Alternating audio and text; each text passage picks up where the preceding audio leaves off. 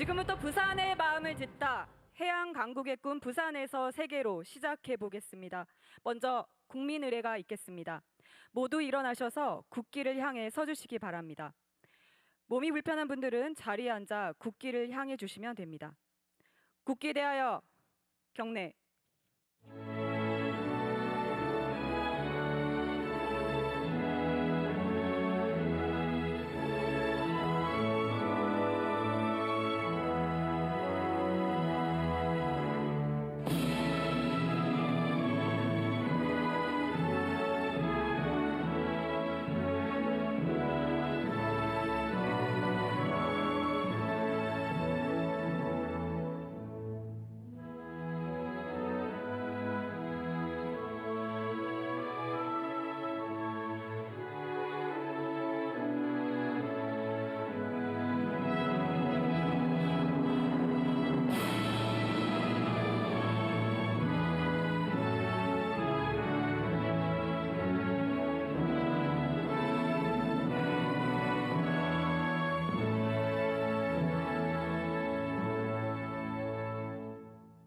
바로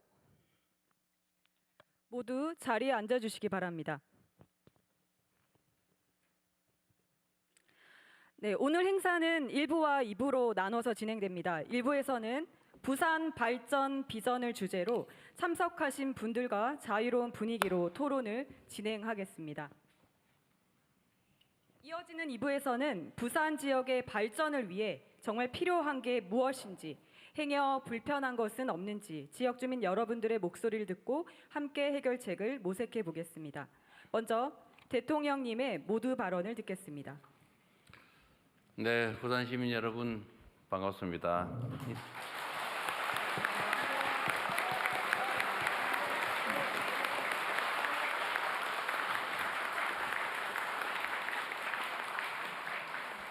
네, 자리 위치를 같은 높이로 놓는 게 상징적으로 좋은 면은 있는데 잘 안 보여서도 불편하기도 하죠. 이것도 언젠가 기회가 되면 집단 토론을 통해서 투표로 결정을 바꿔보도록 하겠습니다. 네, 우리 존경하는 부산 시민 여러분들 요새 여러 가지로 많이 힘드실 것 같습니다. 전체적으로 경기도 나쁜 데다가 또 불균형 성장 발전에 따른 지역 소외까지 겹쳐서 요새 저도 참 이 말 하기 싫던데 자꾸 여러분들 스스로 노인과 바다 얘기를 많이 하시는 것 같더라고요. 참으로 안타까운 상황인데 사실 이게 부산만 겪는 문제는 아니고 대한민국 전부가 겪고 있는 문제이기도 하고 또 어쩌면 흐름으로 본다면 전 세계적인 흐름의 일부이기도 한 측면이 있습니다. 그러니까 지방으로 가면 지방 소도시에서 지방 대도시로 또 면 단위 이런 데서는 읍내로 또 지방 대도시들은 또 수도권으로 근데 또 한편으로 보면 수도권에서 뉴욕으로 또 이런 면들이 있죠. 전 세계가 이제 하나의 생활권으로 묶이면서 집중화 현상이 사실은 거부하기 어려운 마치 중력처럼 작동을 하는 것 같습니다. 그렇다고 그걸 그대로 방치할 수는 없는 것이고 특히 대한민국은 불균형 성장 전략을 실제로 취해왔죠. 그러니까 대한민국이 가진 자원과 기회가 워낙 적다 보니까 이걸 골고루 나누면 효율성이 떨어져서 한 곳에 집중하는 소위 올인 몰빵 전략을 했던 게 사실입니다.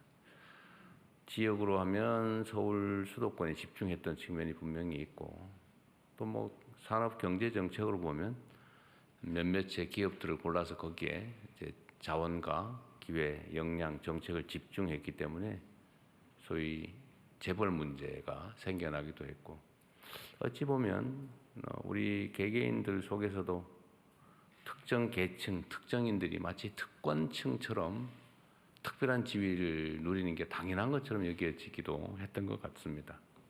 근데 이게 한때는 꽤 유용한 성장, 발전 전략이었어요. 그래서 전 세계에 유례가 없는 압축 성장을 우리가 했습니다. 그리고 그 속에서 민주화까지 이뤄내서 식민지에서 해방된 나라 중에 유일하게 민주화와 산업화를 동시에 이룬 나라로 전 세계에 각광을 받고 우리가 또 세계인의 주목을 받고 선망의 대상이 되기도 했습니다. 작년에 좀 어처구니 없는 일로 좀 훼손되긴 했지만 전체적인 대한민국의 위상은 신속하게 회복이 돼서 여전히 유지되고 있기는 합니다.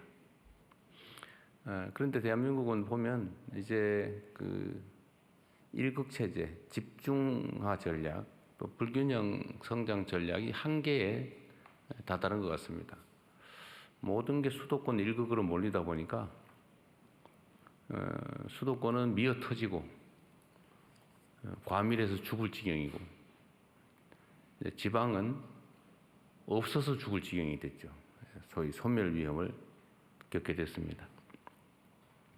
이제는 이제 균형 발전이라고 하는 게 정부의 시혜, 배려, 좀 어려우니까 도와주자 이런 차원의 문제가 아니고 대한민국이 지속적으로 성장 발전하기 위해서는 피할 수 없는 국가 생존 전략이 됐다고 생각이 됩니다. 그래서 이번 새 정부에서는 그간의 정부들도 특히 이제 민주정부는 균형 성장에 또는 균형 발전에 많은 노력을 기울여 왔습니다만 그렇게 국민들이 만족할 만한 획기적 결과까지는 이르지 못한 게 또 현실이기도 합니다. 그래서 이번 정부는 이전과는 좀 다르게 국가의 자원 배분이나 정책 결정에서 균형 발전 전략을 국가 생존 전략으로 격상시키고 어쨌든 자원 배분, 정책 결정에서 지방과 균형을 맞추는 수준이 아니라 지방에 인센티브를 주는, 지방을 더 우대하는 전략으로 가야 비로소 약간의 균형을 되찾을 수 있겠다는 그런 판단을 하게 됐습니다.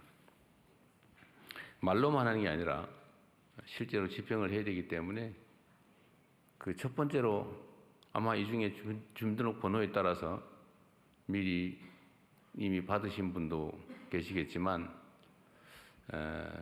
민생 지원, 또 소비 쿠폰 지원에서도 수도권보다 지방을 더 많이 지급하는 걸로 정책 결정을 해서 실제로 여러분도 약간의 작은 금액이지만 실효적인 정책 효과를 느끼고 계시죠?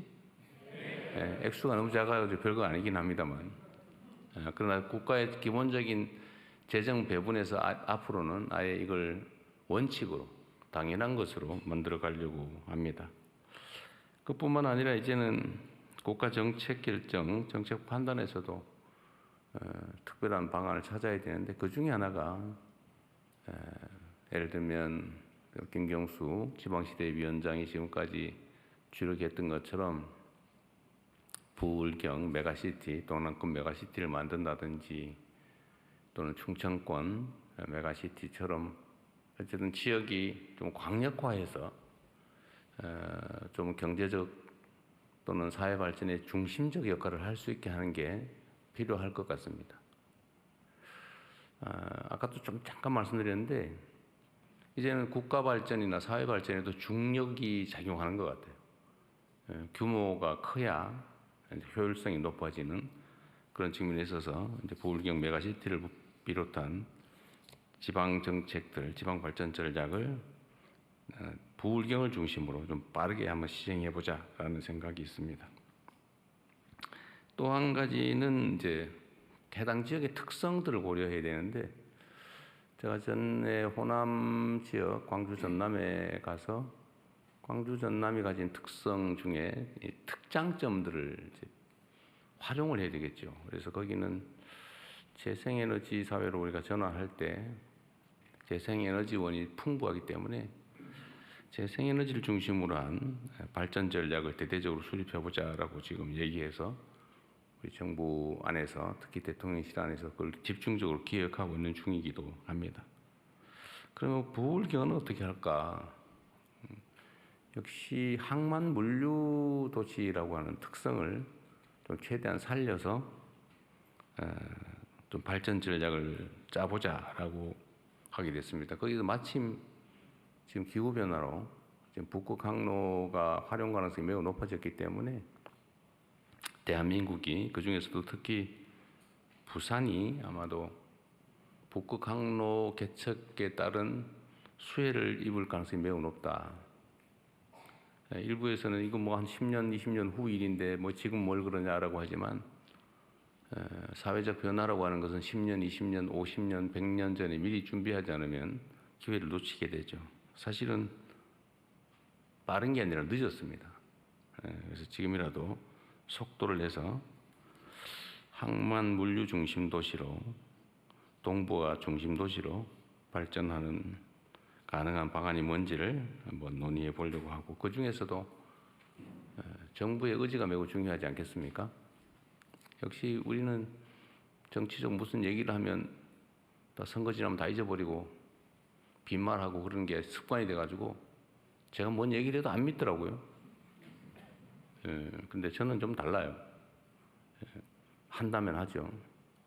그래서 해수부를 포함한 관련 국가기관들 부산 집중 이전도 뭐 여기저기서 얘기가 많긴 합니다만 그런 것도 가능한 범위에서 신속하게 지금 집행 중입니다. 연말까지는 혹시 이사를 올 수 있을까 잘 모르겠어요. 올 수 있어요. 올 수 있어요.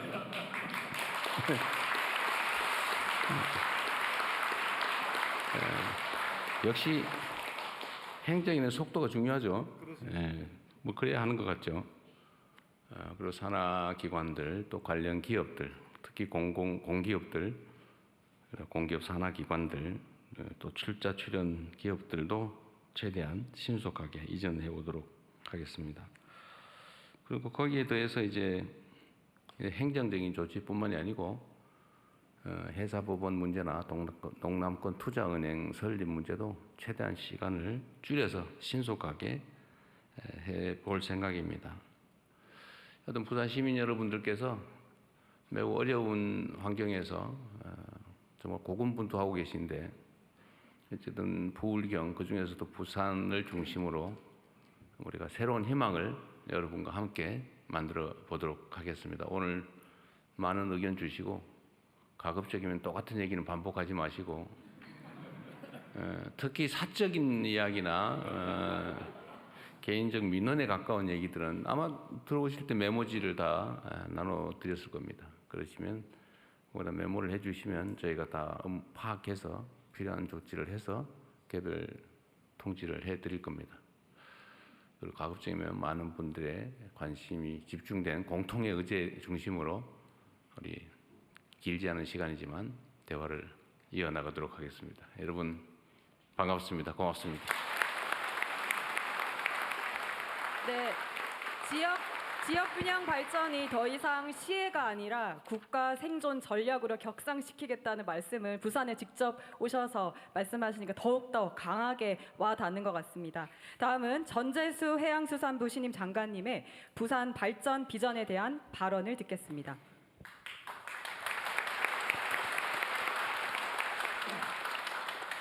네, 오늘 해양 강국의 꿈, 부산에서 세계로 부산의 마음을 듣다. 이 행사의 주무부처 장관인 해양수산부 장관 전재수입니다. 안녕하십니까?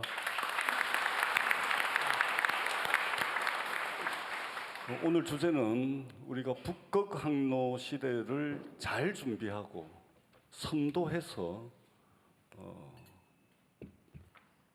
해양 수도권을 만들어야 되는데 이 해양 수도권을 어떻게 조성할 것인가에 대해서 제가 한 5분 정도 발제를 하게 됐습니다. 먼저 이재명 대통령님께서 해양수산부의 부산 이전이라고 하는 결단을 해주셨습니다.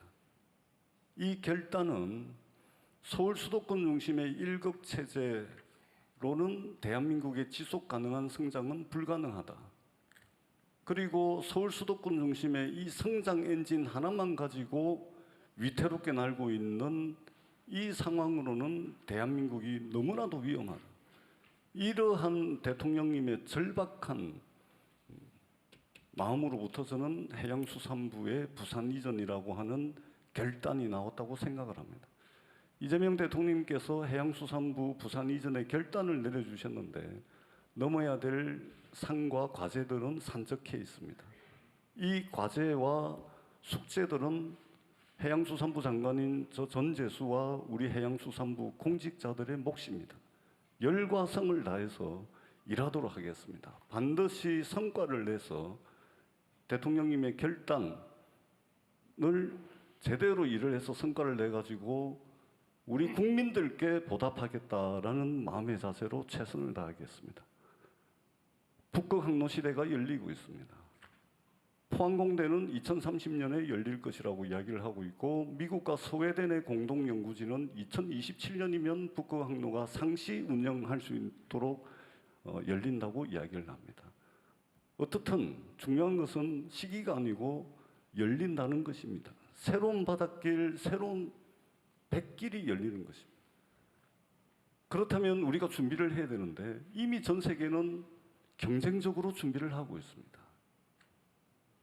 중국은 이미 2024년 기준으로 34번이나 운항을 시작을 했습니다. 그리고 중국의 대표적인 국적 성사인 코스코는 국제해사기구 IMO에 항로 계획서를 제출을 하고 이미 상시 운영 체제로 들어가 있습니다. 미국은 쇄빙선을 15척 구매하겠다라는 계획을 발표했습니다. 러시아는 2030년까지 서쪽으로는 무바로스크, 동쪽으로는 블라디보스토크까지 북극 항로를 선점하기 위해서 39조 원의 투자 계획을 발표했고 일본은 제4차 해운 기본 계획에 북극 항로를 포함을 시켰습니다. 프랑스의 대표적인 국적 선사인 CGM은 올 2월 달에 쇄빙선을 4척을 구매를 했습니다. 전 세계가 북극 항로를 선도하고 선점하기 위해서 경쟁적으로 뛰어들고 있습니다. 우리는 어떻게 해야 되겠습니까? 북극 항로를 선도하기 위해서는 전초기지가 있어야 됩니다. 거점 도시가 있어야 됩니다. 이 거점 도시를 저희들은 부산으로 삼고자 합니다. 그럼 왜 부산이냐? 여러분 잘 아시다시피 부산은 세계적인 항만 인프라를 가지고 있습니다. 컨테이너 물동량 처리 기준 세계 7위, 환정량 기준 세계 2위의 인프라를 가지고 있습니다. 뿐만 아니라 컨테이너, 벌크, 액체 화물 등등 해가지고 모든 화물을 다 처리할 수 있는 인프라를 가지고 있습니다. 지금 40선석이 있는데 여기에다가 진해신항이 개발이 되면 66선석이 됩니다. 싱가포르가 1인데 지금 66선석입니다. 북극항로가 열리게 되면 가장 강력한 상대가 될 상하이항이 지금 54선석입니다. 조만간에 우리가 세계 1위로 선석 용량을 늘릴 겁니다. 뿐만 아닙니다. 조선 인프라가 이미 세계를 주도하고 있습니다. 부산, 울산, 거제도로 이어지는 이 조선벨트에 세계 최강의 기술력을 가지고 있는 삼성중공업, 현대중공업, 하나오션 다 포진하고 있습니다. 뿐만 아니라 부산 미염산단의 조선기자재 업체들이 잘 포진하고 있습니다. 선박 수리 업체의 63%가 이곳 동남권에 있습니다. 경쟁력 있는 조선 인프라를 가지고 있습니다. 여기에 대해서 해운 인프라도 역대 세계 최강입니다. 전 세계 컨테이너 전기 노선 268개를 가지고 있습니다. 아시아 2등입니다. 전 세계 280개 항만으로 연결되는 경쟁력 있는 해운 인프라를 가지고 있습니다. 항만 연결선 기준으로 하자면 세계 4위에 해당합니다. 해운 항만 업체의 63%가 이곳에 있고 매출액의 73%가 이곳에서 발생하고 있고 종사자의 50%가 이 동남권에 거주하고 있습니다. 막강한 인프라를 가지고 있습니다. 여기에 덧붙여서 산업 인프라도 막강합니다. 잘 아시다시피 울산의 자동차, 에너지, 막강한 조선벨트, 창원의 첨단 기계산업, 방산산업, 그리고 포항의 제철, 철강산업까지 이 항만의 배후의 수출용 산업단지들이 잘 포진해 있습니다. 여기에 마지막으로 북극 항로 시대가 열리면은 즉각적으로 투입이 가능한 인재 인프라가 잘 갖춰져 있습니다. 국립부산대학교, 국립부경대학교, 국립창원대학교, 국립한국해양대학교. 여기는 조선해양물류 관련 학과들이 개설이 돼서 인재들을 양성하고 있습니다. 고등교육 인프라가 잘 돼 있습니다. 그래서 저희들은 여기에 주목을 했습니다. 그러면은 대통령께서 정부의 의지가 중요하다고 말씀을 하셨고 그 결과로 해양수산부를 부산으로 이전할 겁니다. 이렇게 잘 돼 있는 항만, 조선, 해운, 산업, 인재 인프라에다가 정부의 의지를 가지고 첫 번째 행정 기능을 총괄하는 해양수산부를 부산으로 이전하겠습니다. 두 번째, 사실상 사법 기능을 총괄하게 되는 해사 전문법원을 신설하겠습니다. 그리고 세 번째, HMM을 비롯한 경쟁력 있는 해운 대기업을 집적화시키겠습니다. 그리고 네 번째, 대통령께서도 강조하셨던 동남투자공사를 자본금 3조 원으로 시작을 해가지고 기존에 이 동남권이 가지고 있는 인프라에다가 정부의 의지를 가지고 추진하는 이 4종 세트를 적절하게 믹스시키고 극단적이고 최고 수준에서 시너지 효과를 낸다면 이 대한민국 한반도 남단에 또 다른 서울 수도권 하나를 만들 것이고 그 또 다른 서울 수도권을 저희들은 앞으로 해양 수도권이라고 부르게 될 것입니다. 이렇게 된다면 위태롭게 성장 엔진 하나 가지고서 날고 있는 대한민국 새로운 성장 엔진을 하나 더 장착해 가지고 지속 가능하고 안정적인 대한민국의 발전을 이룰 수 있다. 이런 굳은 믿음을 저희들이 가지고 있습니다. 그렇게 해서 대한민국의 일극체제를 극복을 하고 대한민국이 다극체제로 나가는 그 중간다리 역할을 바로 이곳 부울경에서 해나가도록 하겠습니다. 대통령께서 결단하셨고 저희들이 과제를 하나씩 해결해 나가고 그리고 그 실적과 성과를 통해서 국민들께 보답하도록 하겠습니다. 열과 성을 다해서 일하겠습니다. 고맙습니다. 네. 대통령의 해수부 이전의 결단을 제대로 이행하여 국민들에게 성과를 보이겠다는 해수부 장관의 말씀을 잘 들었습니다. 다음은 김경수 지방시대 위원장의 5극 3특 균형 발전과 부산의 역할에 대한 발제 듣겠습니다. 예, 반갑습니다. 방금 소개받은 호흡을 맞춰서 지방시대 위원장. 근데 지방시대 위원장 이전에요. 그저께 그 위촉장 수여식 때도 대통령님께서 지역 균형 발전 이 국가 생존 전략이라고 강조를 하시더니 오늘 또 한 번 강조를 하셔서 심하게 압박을 받고 있는 지방시대 위원장 김경수입니다. 반갑습니다.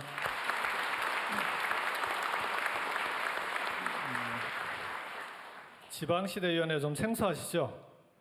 이전에 그 국가 균형 발전을 책임졌던 균형발전위원회와 지방자치를 책임졌던 자치분권위원회 두 개를 합쳐 놓은 겁니다. 지난 정부에서. 그래서 이름을 지방시대위원회라고 이름을 지어놓고 있고요. 이번 정부에서 대통령님께서 말씀하셨듯이 지방이 살아야 대한민국이 산다. 그래서 일종의 다시 얘기하자면 지방 살리기 위원회다 이렇게 보시면 될 것 같습니다. 지방이 살아야 대한민국이 산다고 보면 결국 지방 살리기는 국가 살리기와 다르지 않다 이렇게 볼 것 같습니다. 제가 이제 오늘 이 자리에서 여러분들께 설명을 해달라고 부탁을 받은 건 부산을 포함한 부울경이 해양 강국으로 가는 해양 수도로 가기 위해서는 해수부 이전이 신속하게 돼야 되고 해수부만 이전하는 게 아니라 해수부와 관련된 기관들이 있습니다. 공공기관들도 함께 신속하게 이전이 돼야 하는데 그 공공기관의 이전 문제가 우리 지방시대위원회에서 심의하고 의결을 해야 가능하게 되어 있습니다. 그래서 어떻게 하면 해수부와 협력해서 공공기관을 신속하게 이전할 거냐라는 문제에 대해서 발제를 좀 해달라고 부탁을 받았고요. 두 번째는 공공기관 이전만으로 지방이 살아날 수 있는 거냐? 그게 아니라 대통령 말씀하셨듯이 이제는 시도 단위로는 더 이상 지역 발전이 균형 발전이 어려운 단계에 접어들었습니다. 그래서 시도 단위를 넘어서는 수도권 일극 체제를 극복할 수 있는 부울경 그리고 대구 경북 그리고 광주 전남 그리고 충청권 이런 권역별 균형 발전 전략이 필요하다. 그 부분에 대해서 함께 설명을 해달라는 그런 요청을 좀 받았습니다. 저도 주어진 시간이 5분밖에 안 되기 때문에 최대한 압축해서 설명을 드리겠습니다. 해수부를 이전하면 당연히 큰 공공기관이 오기 때문에 부산에는 도움이 됩니다. 그렇지만 해수부만 이전한다고 부산이 지금까지의 침체를 벗어나서 완전히 새롭게 발전할 수 있느냐? 그렇게 보기엔 좀 어렵지 않겠습니까? 해수부가 왔을 때 해수부를 포함한 관련 공공기관들이 반드시 함께 와야 됩니다. 그래야만 부산이 명실공히 해양 수도로서의 기능을 할 수 있게 됩니다.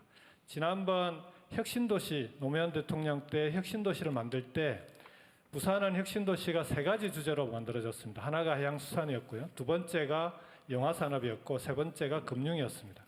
그런데 그 당시에 혁신도시가 제대로 만들어졌다면 지금처럼 이렇게 지방이 어렵지는 않았을 텐데 참여정부 때 혁신도시 추진사업이 제대로 진행이 되다가 그 정부가 바뀌면서 혁신도시 2단계 추진사업이 계획이 다 돼 있었음에도 불구하고 그 2단계 사업들이 전부 중단이 돼버렸습니다. 그래서 원래 혁신도시라고 하는 게 공공기관이 이전해서 오면 그 공공기관과 함께 관련 있는 대학들에서 우수한 인재를 양성하고 우수한 인재들이 양성이 되면 당연히 함께 그 인재를 보고 기업들이 수도권에서 찾아오게 만들어서 공공기관과 대학과 기업이 하나의 클러스터를 만드는 하나의 공동체를 만드는 그런 지역 혁신 성장의 거점을 만들자는 거였거든요. 근데 공공기관 이전 이후에 그 이후에 정책들이 다 중단되어 버렸습니다. 그러면서 지금은 혁신도시가 어떻게 되어 있습니까? 공공기관이 이전되어서 그 공공기관의 직원들만 와 있는 그것도 전부 다도 아니고 그런 혁신도시가 되지 않았습니까? 그래서 해수부도 마찬가지다. 해수부만 오는 것에 그치면 부산이 해양수도가 되는 것은 불가능하다. 그렇기 때문에 해수부와 함께 1차 이전 당시에 왔던 공공기관뿐만 아니라 지금 추가해서 올 수 있는 공공기관들도 함께 와야 됩니다. 이것도 속도가 중요합니다. 해수부가 이전될 때 반드시 그 공공기관들도 함께 이전될 수 있도록 해야 된다고 봅니다. 이 부분은 해수부가 공공기관들을 지정하고 그 지정된 공공기관들이 이렇게 이전하겠다라는 계획을 지방시대위원회와 협의하면 지방시대위원회가 그 절차를 밟게 돼 있는데요. 아까 전재수 장관께 해수부가 추진해 나가는 절차에 지방시대위원회가 시간을 지방시대위원회의 절차 때문에 시간을 끄는 일은 절대로 없게 하겠다라고 약속을 드렸습니다. 그래서 가장 신속하게, 가장 빠르게 추진될 수 있도록 하겠습니다.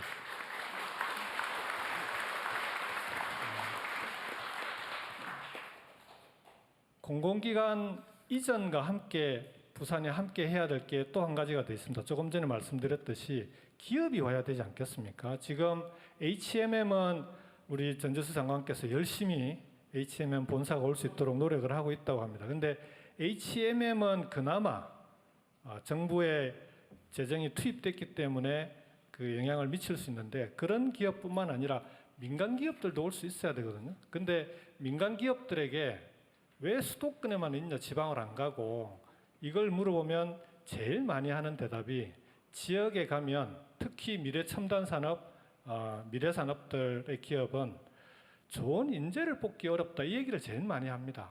특히 R&D가 요즘은 연구개발이 중요한데 연구개발을 위해서는 석박사급 인재가 꼭 필요하거든요.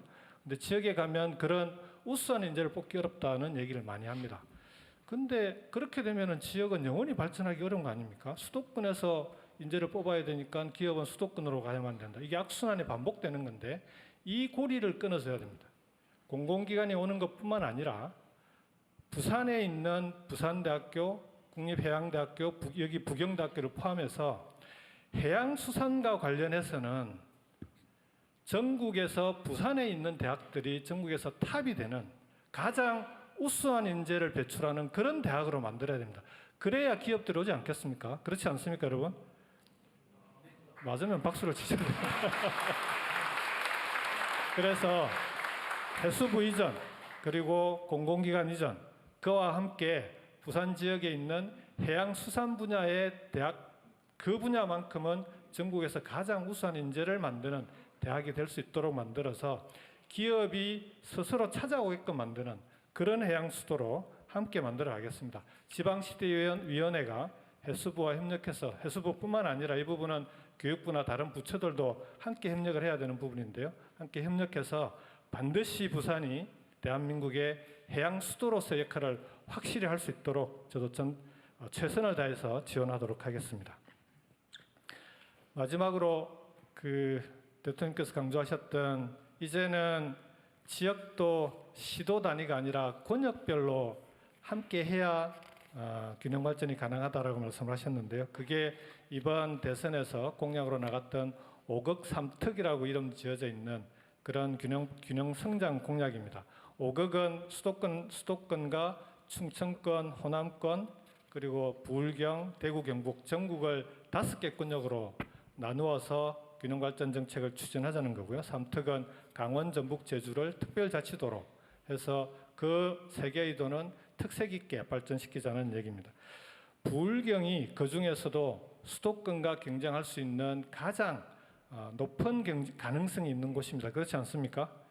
부울경마저도 이런 권역별 발전 전략에서 수도권과의 경쟁에서 지금처럼 계속 밀려버리면 대한민국은 미래가 없습니다. 그래서 지금 이번 정부에서는 5극 3특을 중심으로 권역별 균형 성장 전략으로서 대한민국을 균형 있게 발전시키겠다라는 정책으로 지금 전략을 수립하고 있는 중입니다. 사실은 대통령께서 워낙 속도와 성과를 강조하고 계셔서요. 이 부분도 거의 밀린 숙제하듯이 열심히 하고 있습니다.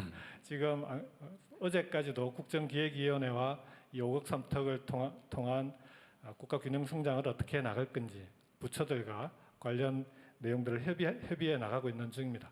가장 빠른 시일 내에 대한민국의 5극 3특 균형성장 전략이라고 하는 이재명 대통령표 균형성장 전략은 어떤 것인지를 국민 여러분들께 발표할 수 있도록 최선을 다해서 속도를 내도록 하겠습니다. 마지막으로 부울경의 경우에 지금 부산 경남이 행정 통합을 추진하고 있는데요. 자, 이것과 그러면 메가시티는 어떻게 되는 거냐 이런 질문들을 많이 합니다. 선협력 후 통합입니다. 협력을 통해서 권역별로 경제권과 생활권이 하나로 되게 만드는 사업이 우선적이어야 됩니다. 그래야만 행정통합도 훨씬 쉬워지지 않겠습니까? 물론 행정통합은 지역의 자율에 맡겨서 지역 스스로 풀어나가게 할 겁니다. 필요한 지원이 있다면 지원도 아끼지 않을 것입니다. 그렇지만 지금 가장 시급한 것은 5극 3특 전략에 따라서 수도권과 경쟁할 수 있는 권역별로 수도권과 같은 경제권과 생활권을 만드는 일이 가장 중요합니다. 차가 없어도 적어도 이 권역 안에서는 대중교통으로 다닐 수 있어야 되지 않겠습니까? 특히나 이 앞에 청년들이 많이 계시는데 부산, 창원, 울산을 오가는데 차 없이는 못 다닌다고 하면 청년들이 바로 자가용을 가지기가 어렵지 않습니까? 대중교통으로 다닐 수 없는 지역이 돼버리면 그러면 수도권과는 확실하게 격차가 생겨버리는 거죠. 일자리를 구하려고 해도 창원에 있는 청년이 부산에 일자리를 구하면 집을 얻어야 됩니다. 그런 식의 구조를 가지고는 권역별로 발전하기가 어렵습니다.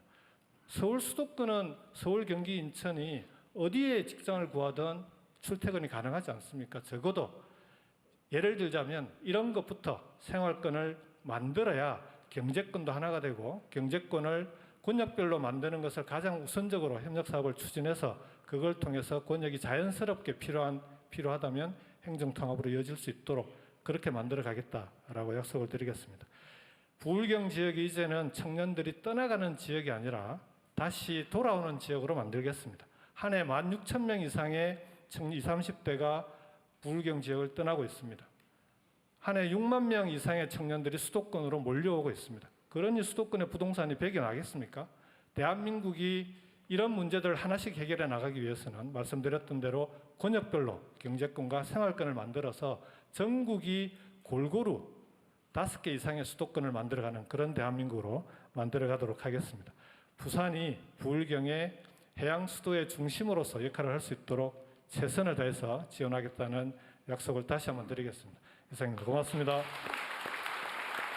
네. 행정은 속도가 능력이다. 늘 대통령께서 강조하시던 말씀인데 절차 때문에 해수부 이전이 늦어지는 일은 없게 하겠다는 지방시대위원장의 말씀 잘 들었습니다. 태평양으로 진출이 용이한 부산의 지리적인 이점을 발판 삼아 해운 물류의 행정, 사법, 산업을 집적시켜 부산을 대한민국의 해양 수도로 발전시키려는 우리 해양수산부와 지방시대위원회의 강력한 의지 잘 들었습니다. 다음은 부산의 발전 방안에 대해 관계자분들 포함하여 참석하신 여러분의 의견을 들어보는 시간입니다. 잠깐만요. 그 전에 네네. 우리가 이제 일을 하다 보면 누가 시키는 것만 하는 조직도 있고 안 시켜도 열심히 하는 조직이 있는데 제가 이 부산에 간다고 했더니 우리 AI 담당 수석이 갑자기 어제 이런 것도 준비해야 됩니다. 그러니까 저한테 이렇게 들고 왔어요.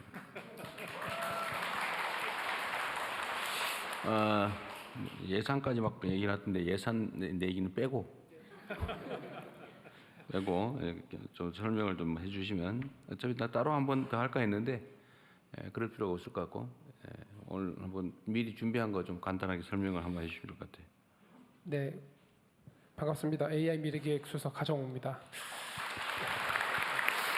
이 하정우 수석 설명을 좀 해야 되는데 연예인 배우 하정우보다 더 유명해졌다고.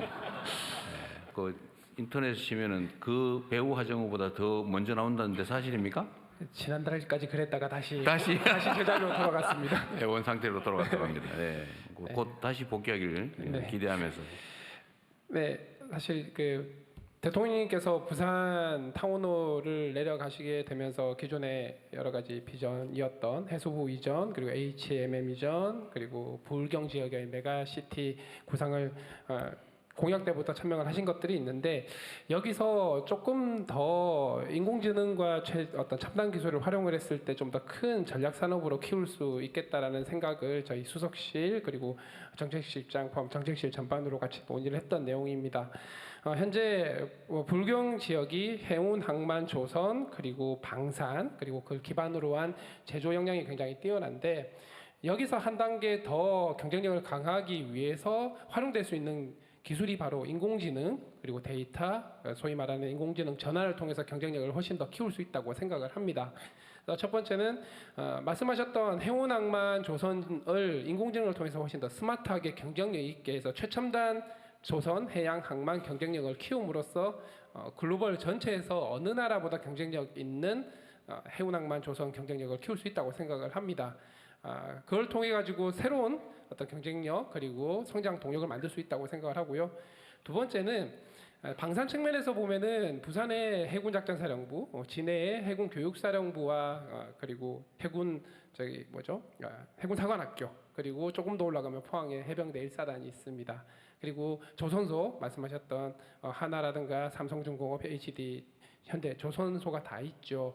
이런 거기에 더해서 청원 사천 지역에 있는 많은 방산업체들이 있는데 여기서도 국방 AI 그리고 국방 AI 전환을 통한 또 새로운 산업 성장 동력이 만들어질 수 있다고 생각을 합니다.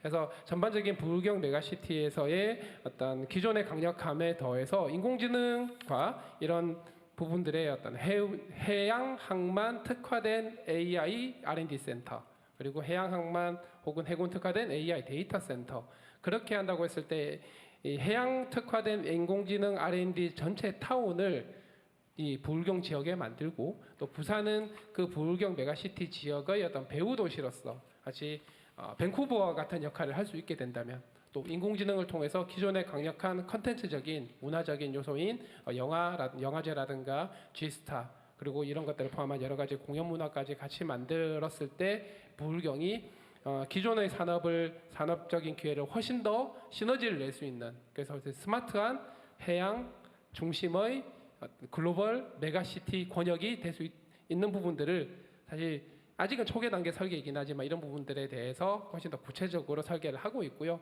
이런 것들이 잘 만들어진다면 수도권을 버금가는 글로벌 권역이 될 수 있다고 생각을 합니다. 이런 부분 잘 준비해서 실현화될 수 있도록 노력하겠습니다.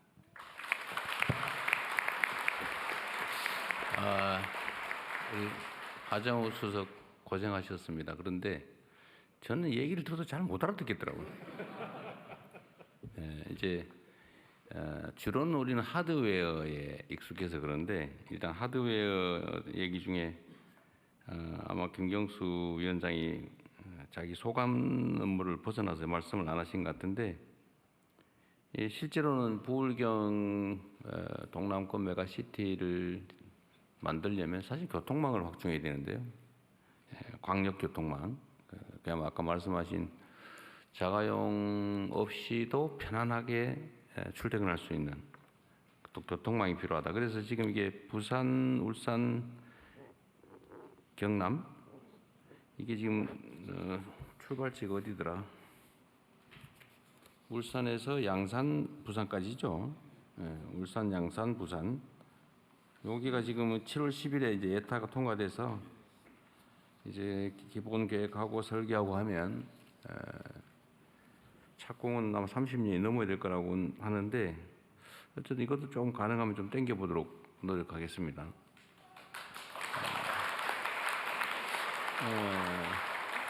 이런 건 귀에 딱 들어오죠.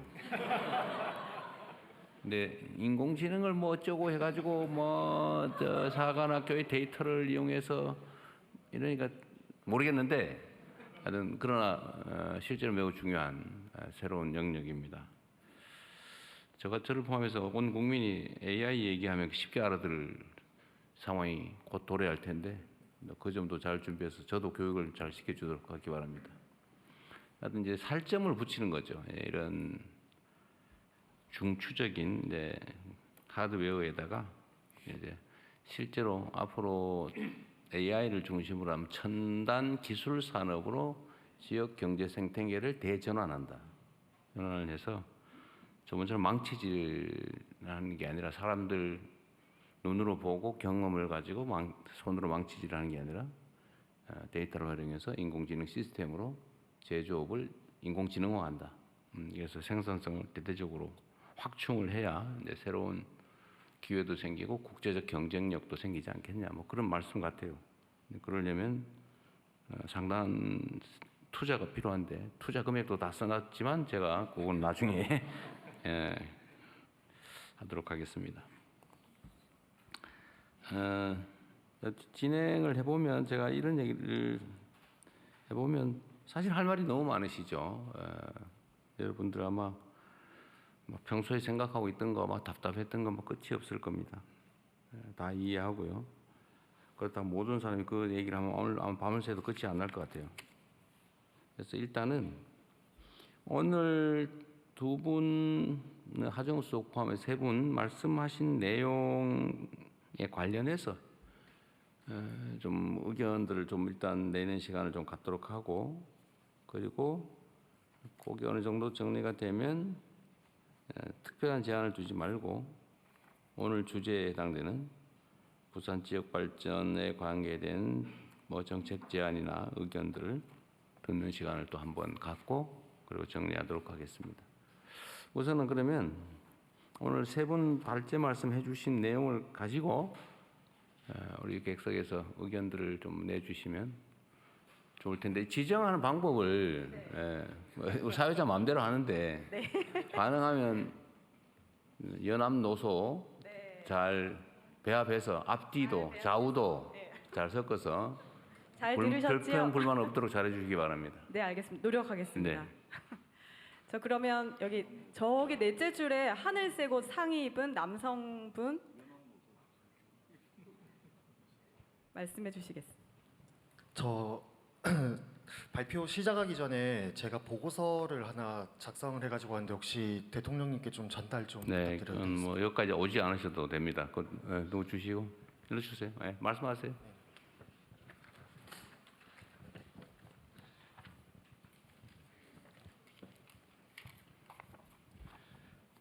안녕하십니까. 저는 제가 나고 자란 고향 부산의 미래를 고민하는 시민 정동건이라고 합니다. 우리 부산은 지금 너무나 가슴 아픈 악순환에 갇혀 있습니다. 일자리가 없어서 청년이 떠나고, 청년이 떠나니 대학이 무너지고, 대학이 무너져서 청년이 떠나고, 사람이 없으니 기업이 올 이유가 없어 일자리가 다시 없어지는 똑같은 악순환에 빠져 있습니다. 하지만 이 악순환의 고리를 해양수산부의 부산 이전으로 끊어낼 수 있다고 생각합니다. 이 기회를 현실로 만들기 위한 첫 번째 열쇠는 대학 혁신을 통한 인재 키우기입니다. 부산에는 부산대학교를 비롯한 4개 국립대학이 있고요. 이 대학들의 통합과 연계를 바탕으로 시너지를 창출해서 세계적인 수준의 특성화 대학 시스템을 구축해야 한다고 생각합니다. 이는 단순히 대학을 합치는 것을 넘어 해양수산부 이전을 계기로 해양 전 분야를 아우르는 해양과학 허브로 집중 육성하는 것을 의미하고, 바로 부산에서 미래 산업이 필요로 하는 맞춤형 인재를 안정적으로 공급해야 한다고 생각합니다. 두 번째로는 채용 제도의 개선입니다. 위에서 말씀드렸듯이 최고의 인재를 키워도 머물 곳이 없다면 소용이 없을 것입니다. 지방 이전 공공기관의 지역 인재 의무 채용 제도를 강화해서 우리 지역 청년들이 양질의 일자리를 통해 정착할 수 있는 확실한 통로를 만들어야 한다고 생각합니다. 현행 제도는 이전 지역 인재 30%와 비수도권 지역 인재 35%의 중복 산정을 허용하는 맹점이 있습니다. 이 문제를 중복 산정을 금지함으로써 해결을 한다면 현 제도상 부산으로 이전한 한 공기업을 가정했을 때 부산 지역 인재 30%를 뽑고 타 지역의 지방 인재 5%만 뽑아도 충족할 수 있습니다. 서울 수도권 출신을 65%까지 채용을 할 수 있는데, 만약 중복 산정을 금지하게 된다면 부산 지역 인재 30%, 부산 외 타 지방 인재 35%, 남는 35%만 서울 수도권 인재로 채용을 할 수 있어 부산을 비롯한 지방 출신 인재가 실질적으로 혜택을 볼 수 있다고 생각합니다.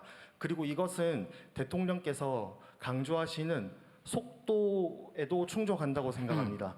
기획재정부에서 현재 시행 중인 그 경영평가 지침만 수정해도 실행할 수 있을 거라고 생각을 합니다.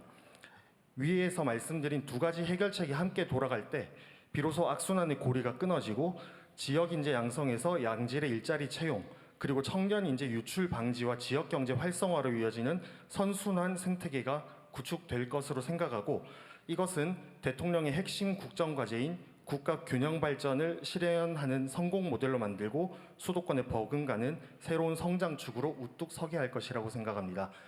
들어주셔서 감사합니다. 네, 이거는 한번 제 의견을 좀 말씀을 드릴 필요가 있겠네요. 우선은 부산 지역의 4개 국립대학의 통합 연계를 통해서 특성화 대학 시스템을 구축하자. 이거는 우리가 서울대 10개 만들게 거점 대학 육성이라고 하는데 취지에 맞아서, 이거는 부산, 경남, 부울경, 특히 부산의 특성에 맞는 거점 대학 육성이라는 취지에 부합하는 정부 방침에 맞는 것이었어요. 좋은 제안으로 생각됩니다.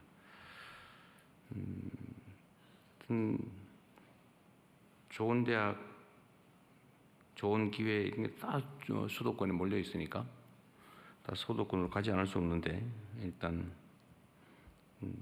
지역 대학들의 경쟁력, 역량도 키우는 게 제일 중요한 일일 것 같고요. 근데 두 번째는 사실은 약간 표현으로는 아주 보기 좋은데, 실질적으로 보면 어떤 기업들은 그렇게 얘기합니다. 지방으로 가면 자기들도 지방으로 가고 싶다.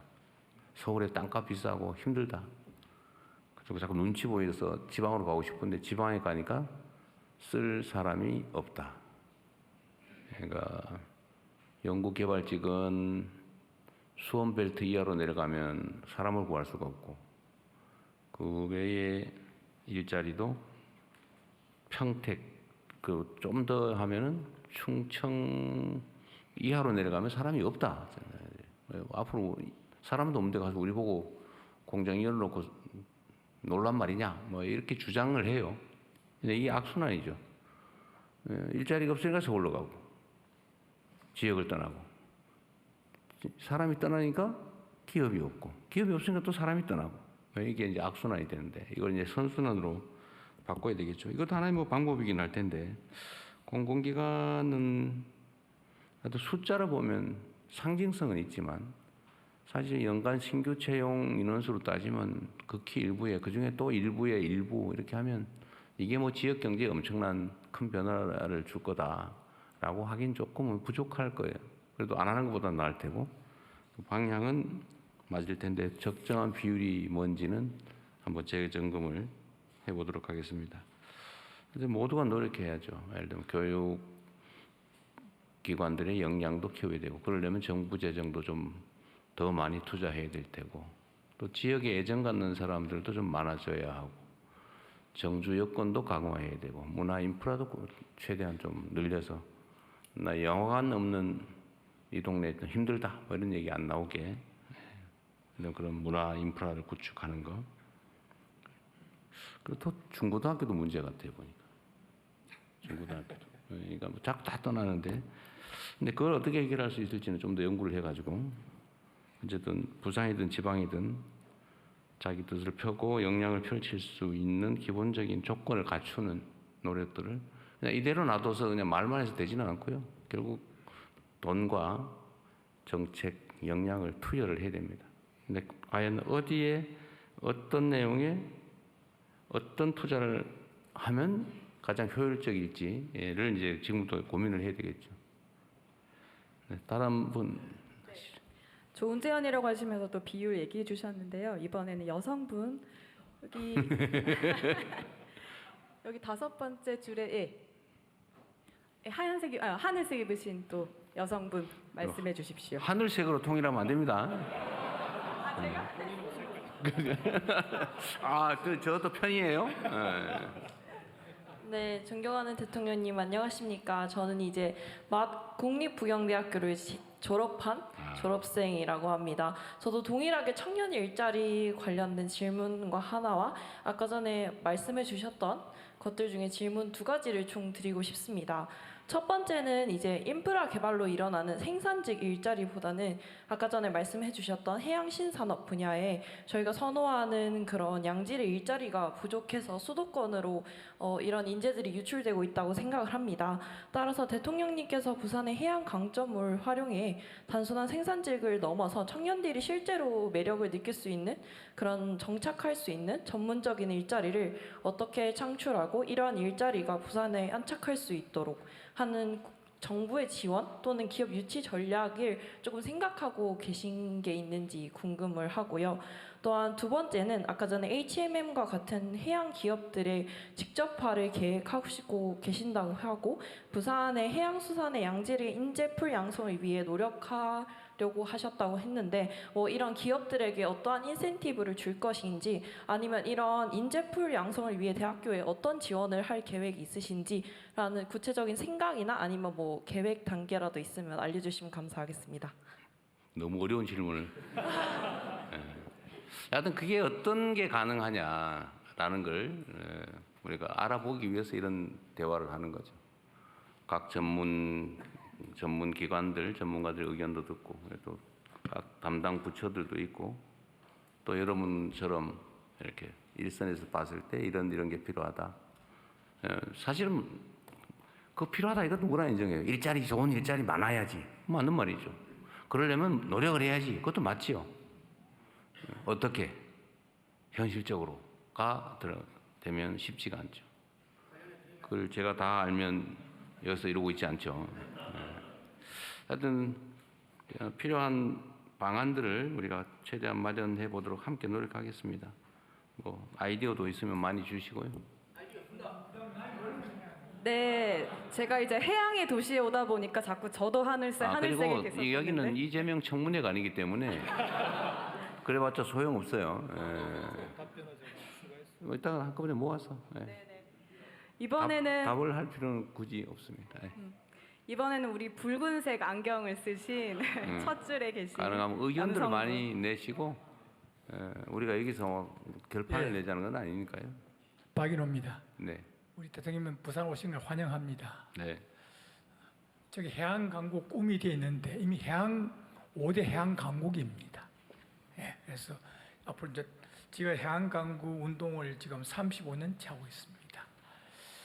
제가 할 때 가장 느낀 것은 대통령의 생각이 중요하다.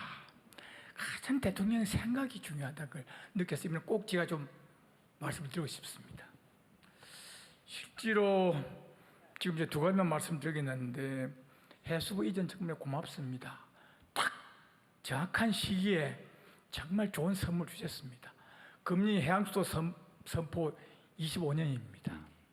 그리고明년이 부산항 개항 150주년이고明년이 8월 8일이 해양수산부 창립 30년입니다. 이런 때 정말 좋은 선물 주셨다. 정말 고맙습니다. 또 그동안에 저희들 그 해양수산 비서관이 복원이 소원이었습니다. 대통령의 통로가 없었어요. 그러면 저는 훌륭한 해양수산 전문가를 해줘서 정말 고맙고 특히 우리 전재수 또 정말 가장 합리적이고 저런 분 해줘서 정말 고맙다는 말씀드립니다. 첫째 해양수 이전입니다. 이 시장님 칭찬도 한번 하세요. 네. 아니 저희 학교입니다. 아낍니다. 준비가 돼 있답니다. 지금 부산이 참 어렵습니다.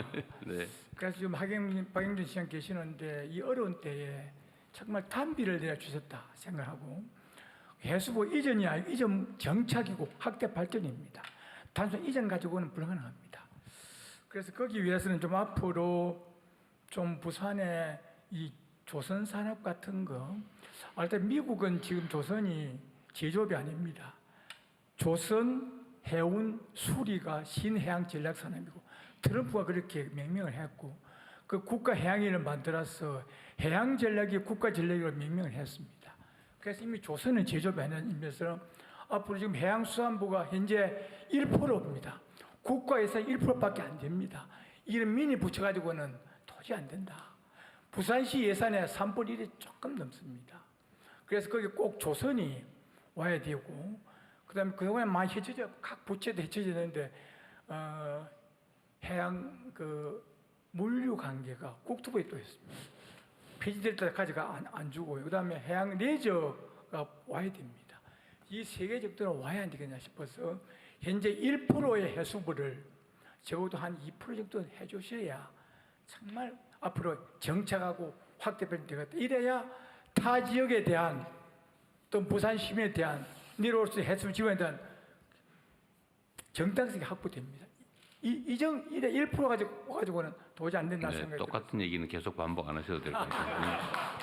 그래서 꼭 좀 말씀을 드립니다. 그래서 여튼간에 지금 해수부 인도네시아는 지금 알다시피 해수부 해양 보충력 제도가 있습니다. 프랑스도 지금 굉장하고 참 뭐 한국이 해양 강국인데 너무 해수부가 힘이 없습니다. 지금 이렇게 해가지고는 해양 강국 만들 수가 없습니다. 이점 대통령께서 좀 이번 기회에 좀 해양부 수산부 힘을 실어 주셔야 이게 부산은 어떤 힘이 거의 될 것 같습니다. 그 다음에 이제 그게 되고 두 번째로 이제 두 번째예요? 네, 조금 줄여서 말씀을 좀 부탁드립니다. 국무회의를 꼭 서울에서 여기서 해야 됩니까? 그래서 좁은 나라인데 부산수도 한번 하고 남부의 건의 수도인데 부산수도 한번 하고 관계장관 회의도 꼭 서울서 할 게 없고 그래서 좀 국무회의도 좀 부산수도 한번 하고 하는 이런 것을 가지고 꼭 서울서만 할 게 없다 생각이 들어서 그 점을 제가 좀 말씀을 여튼간에 좀 이번 기회에 정말 부산 시민들 한이 많습니다.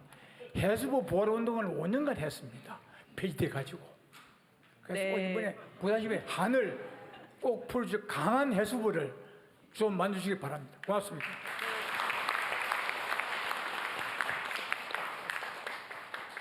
그대로 바로 계속 하세요. 여기 의견을 듣는 자리지. 이게 뭐. 네. 이번에는 또 여성분들의 마음 여기 네 번째 줄에 계신 여성분. 안녕하십니까. 먼저 어려움을 이겨내시고 우리 대한민국의 대통령님이 되어주신 것에 대해서 축하 인사드리고 감사 인사드립니다. 그리고 아울러 제가 90세 어머님하고 같이 살고 있는데 어머님이 이제 죽어도 여한이 없다. 이재명 대통령님이 대통령 되셔서 너무 감사하다고 이제 그 말씀을 하시고 그래서 제가 네, 오래오래 사시라고 안부 전해. 네, 꼭 전해드리겠습니다. 네, 그리고 이재명 대통령 어머니 일을 좀 잘하네. 제가 얘기를 했더니 내가 뭐라 카드노 그 숨은 흙 속에 숨은 보석이라 안 하드나 그런 말씀까지 하시면서 감사 인사를 드리겠습니다. 예, 저는 국가의 러시아 수교의 정책에서 인프라 속에서 저는 러시아 선박 관련 업무를 하고 있는 26년째 하고 있습니다. 그래서 저는 러시아 수교라는 정책이 없었으면 제가 이런 일을 할 수 없었기 때문에 국가적인 정책이 얼마나 중요한가를 몸소 느끼고 또 감사히 생각하고 있습니다. 지금 북극 항로의 비전을 말씀을 하시지만 저는 지금 현실적인 상황을 말씀드리고 싶습니다. 부산에는 감천항이 있습니다. 감천항은 러시아 수산물을 하역할 수 있는 항으로서 유일한 부산에서 항이라고 저는 알고 있습니다. 항이고 지금 현실은 지금 제가 이렇게 신청을 하게 된 이유는 저녁에 이렇게 이런 부산의 마음을 듣는다라는 홍보 문자를 보고 배가 안 들어온다. 이제 그런 고민 속에서 나도 그냥 한번 신청이나 해볼까 했는데 덜컥 이렇게 오라는 이게 초청을 받게 돼서 아주 영광으로 생각을 하고 말씀을 드리겠습니다. 지금 본론에 이르는데 너무 시간이 많이 걸린 것 같아요. 네. 예, 그래서 지금 저희는 북극 항로의 희망을 얘기를 하고 있지만 지금 현실은 배가 들어오지 않고 있습니다. 지금 최근 3년간 주위에 이제 말씀을 들어보게 되면은 지금 코로나 전에 물량과 비교해서 3년을 대비를 해보게 되면 해마다 10%에서 15%씩 물량을 숫자로 따지면 한 10만 톤씩이 줄어든다고 합니다. 왜 지금 러시아 쪽 회사와 얘기를 해보니 왜 부산에 하역을 하지 않는지 여쭤보니 너무 물류비가 너무 비싸다라는 겁니다. 저희는 지금 한적항으로서 이렇게 많은 비전을 제시하고 있지만 지금 중국에서는 정책과 지원으로 많은 발전을 하고 있습니다. 그래서 이런 부분들을 저희들은 지금 점검이 필요하다는 부분들이 있어서 말씀을 드리고자 의견을 내봅니다. 정책에 참조 부탁드리겠습니다. 감사합니다. 네, 물류 관련해서 이야기를 해주셨습니다. 또 질의들을 조금 압축해 주시면 큰 도움이 될 것 같습니다. 네, 저희 맨 앞에 있으신 하얀 셔츠 입으신 시민 여러분. 감사합니다. 네, 저는 아까 하정우 수석님께서 말씀 주셨던 해양도시의 미래 첨단 산업을 좀 도입하겠다. 그리고 아까 부경대 졸업생 분께서 말씀하셨던 그 청년들이 선호하는 미래 일자리에 대해서 좀 한번 말씀드리고자 합니다. 본인이 누군지는 한번 말씀드리겠습니다. 예, 저는 부산에서 7번째 아기 유니콘으로 선정된 스타트업 소프트스퀘어드의 대표 이하늘이라고 합니다.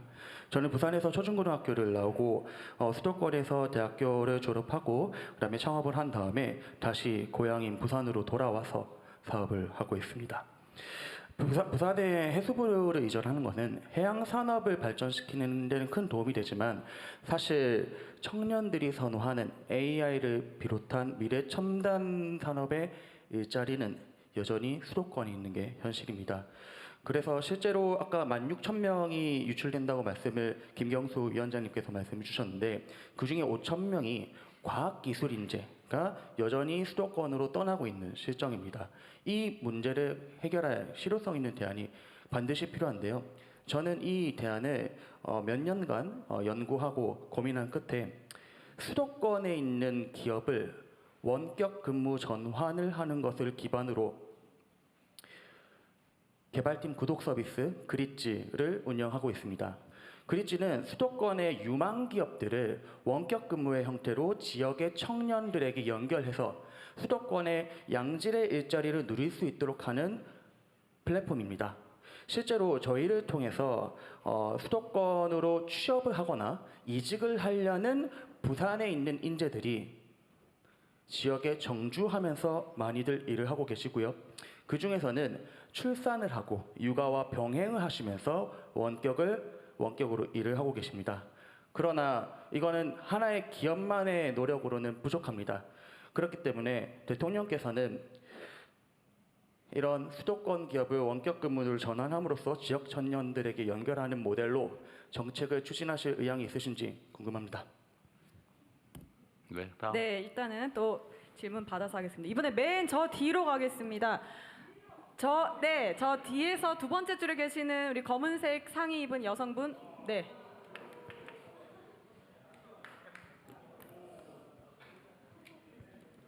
오늘 기분 좋습니다. 당첨됐습니다. 네, 축하드립니다. 예, 후보님 때보다 대통령님이 되고 나서 더 좋다는 말을 여러 곳에서 많이 하니까 참 듣기 좋고 부산 오셔서 참 좋습니다. 저는 사구에서 온 한정옥입니다. 반갑습니다. 요약해서 빨리 읽어 가겠습니다. 앞에서 뭐 이런저런 얘기하다 보니까 다른 분들이 많이 기다리시는 것 같아서 저는 요약해서 읽겠습니다. 대통령님, 북극항로 발전의 중심이 될 북항은 일제강점기 매립되어 개발된 곳으로 해방 이후는 국가항만의 기능을 하면서 부산 시민도 들어가지 못하는 금단의 지역이었습니다. 그러다가 2005년 노무현 대통령께서 부산 시민들이 슬리퍼를 신고 편안하게 갈 수 있는 곳으로 만들겠다는 말씀과 부산의 미래 100년을 책임지는 먹거리 공간으로 만들어지는 유지가 서려 있는 매우 중요한 장소이자 우리나라 최초의 항만 재개발 사업입니다. 방금 장관님께서도 말씀하셨듯이 부산 북항 재개발지가 부산의 미래를 담을 장소가 아닌 주거단지, 아파트 단지로 전락해 가고 있고 지금도 진행 중에 있습니다.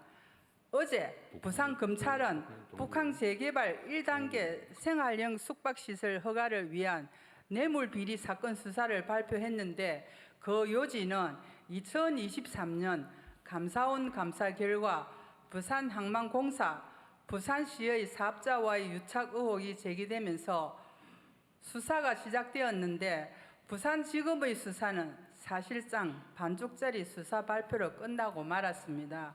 감사원의 고발 취지에 훨씬 못 미치는 수사 결과였습니다.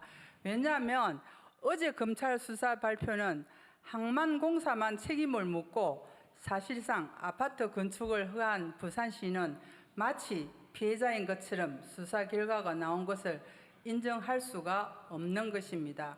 이 사건의 피의자는 땅의 용도를 변경한 부산항만공사와 아파트 건축 허가를 내어준 부산시인데 왜 항만공사만 책임을 묻고 부산시는 면죄부를 주는 것이 납득이 가지 않는 것입니다. 대통령님께 건의드립니다. 북항 재개발 3구역, D3구역 생활형 숙박시설 허가 뇌물 사건에 대해 관계 수사기관들이 다시 전면적으로 수사할 수 있도록 지시해 주실 것을 검토해 주십시오. 지금도 북항 재개발은 이런저런 편법으로 부산시가 사실상의 아파트와 같은 주거시설의 건축 허가를 내주고 있으며 몇 년 후에는 북항 재개발 1단계는 아파트 천국이 되어 있을 것으로 우려됩니다.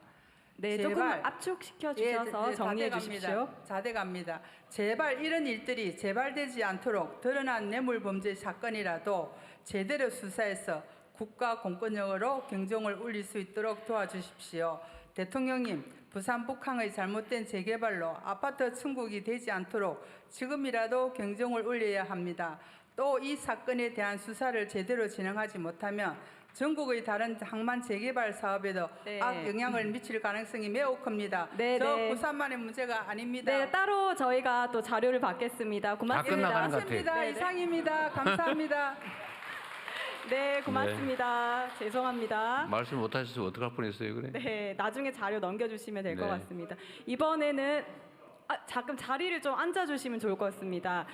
저기 저 뒤에 네 검은색 상의 입으신 남성분 말씀해 주십시오. 네, 아까 말씀드렸지만 여러분 메모하신 거는 주시면 저희가 개별적으로 다 검토해서 결과를 알려드릴 테니까 꼭 여기서 반드시 해야 된다는 강박관념은 안 가지셔도 됩니다. 네, 말씀하십시오. 대통령님, 예, 아름다운 부산에 오신 것에 대해서 감사드립니다. 예, 오늘 많은 얘기도 있지만은 가장 중요한 얘기가 빠진 것 같아서 네. 제가 말씀드립니다. 해양 강국의 꿈을 이루려면은 금융 강국의 꿈과 함께 가야 되지 않나 하는 생각을 합니다. 잘 아시다시피 글로벌 금융 도시들은 대부분 대형 항만을 중심으로 성장해 왔습니다. 싱가포르, 홍콩, 두바이 모두 대표적인 예입니다. 그런 의미에서 부산은 천혜의 조건들을 갖춘 도시입니다. 아까 장관님께서 말씀하셨다시피 한저항 2위와 그다음에 직항 7위라 하셨습니다. 앞으로 선석을 더 누르면은 세계 1위가 된다고 말씀하셨습니다. 그리고 그 어느 도시도 흉내낼 수 없는 실물 기반 산업 클러스터들이 인근, 울산, 창원, 거제 또한 포항을 비롯해서 도시들의 산재에 있습니다. 이런 탁월한 입지 조건에서도 불구하고 부산이 아직도 국제적으로 금융 후진 도시로 평가받고 있는 현실은 참으로 안타깝습니다. 과거 부산은 대한민국의 산업의 25%를 감당했던 적도 있습니다. 그러나 지금은 다 아시다시피 너무나 참 그러한 상태에 있습니다. 그래서 지금 이번이 가장 부산이 발전할 수 있는 전류의 기회가 왔다고 생각합니다.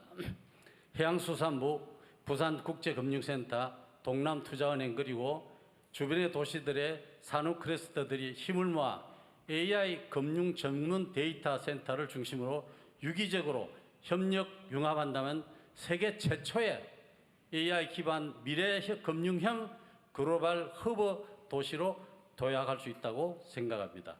세계 금융 체계를 바꿀 수 있는 AI 전문 금융 도시와 금융 전문 맞춤형 데이터 센터 설립은 정부의 지속적인 지원과 강력한 컨트롤 없이는 불가능하다고 생각합니다. 이러한 비전이 부산에서 실현된다면 대통령께서도 평소에 꿈꾸시던 지역 불균형 해소 방안의 꿈이 함께 실현되리라 기대합니다. 대통령님의 결단과 리더십을 부탁드리겠습니다. 감사합니다. 네, AI 수성님이 얘기하신 AI 데이터 센터도 얘기해 주셨습니다. 이번 두 번째 줄에 앉아 계신 네, 여성분 말씀해 주십시오. 네, 안녕하세요, 대통령님. 저는 부산 남구에서 온 안지현이라고 합니다. 기후위기를 살아가는 20대 청년으로서 빠르게 질문만 드리고 끝내겠습니다. 현재 북극항로는 눈이 녹더라도 사실상 여름철에만 운행이 가능하여 경제성이 불확실해 보이고 기후위기 위험성 또한 구체적으로 분석되지 않은 상황인 걸로 알고 있습니다. 이러한 상황에서 막대한 예산과 자원을 북극항로에 투입하기보다는 정부의 대선 공약이기도 했던 그린 옐로 인프라 확대에 집중하는 것이 보다 현실적이고 전략적인 선택이라고 생각합니다. 특히 부산항과 울산항을 중심으로 한 한미 녹색 해운항로 구축, 그리고 그린 메탄올 등 차세대 선박 연료 인프라 확충은 부산항을 세계적인 녹색 물류 허브로 도약시킬 수 있는 절호의 기회라고 생각합니다. 그래서 이에 대해 여쭙습니다. 정부는 현재 추진 중인 한미 녹색 해운 항로에서 그린 메탄올과 같은 대체 연료를 어디서 어떻게 조달하고 공급할 계획인지 이에 대한 구체적 전략을 마련하고 계신지 답변 부탁드립니다. 감사합니다. 네, 지금 이제 제가 말씀드리지만 여기는 청문 자리가 아니고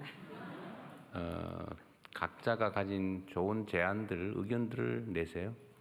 그리고 북극항로도 중요하고 그린 연료 인프라 구축도 해야 되고 둘 중에 하나만 선택해서 해야 되는 건 아니기 때문에 어떻게 하면 더 나은 대안을 만들 수 있는지 그런 의견들을 좀 많이 내도록 합시다. 예. 네. 자꾸 사회자가 질문해라 그러는 거예요. 알겠습니다. 의견을 내라. 네, 네. 예.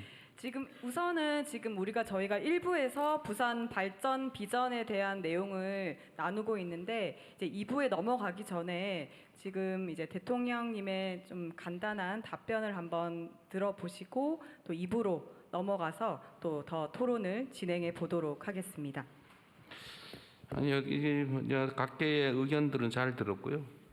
그 의견들은 저희가 다 취합을 해서 내가 이 자리에서 내 실력을 뽐내려고 온 게 아니기 때문에 선거하고 있는 게 아니어서 지금 아직도 선거 후보를 대하는 그런 마인드가 있을지 혹시 모르겠는데 지금은 국가의 역량을 총동원해서 실현 가능한 현실적 대안을 우리가 만들려고 일부러 이 자리에 있는 겁니다. 여러분의 의견도 듣고 여러분의 의견을 단초로 또 새로운 정책을 검토해 보기도 하고 또 방향도 우리가 토의하고 그럴 겁니다. 이제는 뭐 주제 제한을 하지 말고 그렇다고 뭐 우주를 어떻게 지킬 것이냐 뭐 여기까지는 가지 말고 또 우리 집안 문제 얘기는 나중에 따로 하기로 하고 어쨌든 약간 주제 의제를 좀 넓혀서 말씀하실 시간을 좀 가지도록 하겠습니다. 그렇게 긴 시간이 가능할 것 같지는 않네요. 네. 그래서 가능하면 짧게 요약을 해주시면 다른 분들도 의견을 좀 낼 수가 있습니다. 네, 대통령의 말씀처럼 좀 정책 제안이나 토론 위주로 말씀을 짧게 해주시면 좋을 것 같습니다. 우리 여기 두 번째 줄에 계시는 회색 상의 입은 남성분. 네, 안녕하십니까. 저는 부산진구 계금동에서 입주자 대표회장을 하고 있는 박홍기라고 합니다. 좀 늦었지만 이재명 대통령님의 취임을 진심으로 축하드립니다. 저는 뭐 22년도부터 올 대선 때까지 부산에 오시면 제가 다 찾아뵈었습니다. 그렇군요. 그리고 작년에 박수치료 많이 왔다 그 말이죠. 네, 알겠습니다. 작년에 저희 아파트 앞에서 우리 이현 후보 지원 위에 오셨을 때 그때도 제가 제 친구들 다 데리고 갔고 또 저희 아파트에서 서설이 너무 기십니다. 저희 아파트에 식사를 하셨는데 제가 못해서 좀 아쉬웠습니다. 예. 알았어요. 예, 어쨌든 그렇고 사실은 제 아내가 이재명 대통령 굉장한 팬이었는데 그 3년 가까이 암투병을 하다가 4월달에 세상을 그래요? 떠났습니다. 안타깝네요. 그래서 저 와이프 대신도 제가 온 건데 대통령 되시는 걸 못 봐서 제가 너무 가슴이 아파서 꼭 말씀을 드리고 싶었습니다. 네. 그래서 그곳에서 제 아내 정지영은 아마 기쁘고 흐뭇한 마음으로 이재명 대통령을 보고 잘 지내리라 생각하고 있습니다. 자, 본론으로 들어가겠습니다.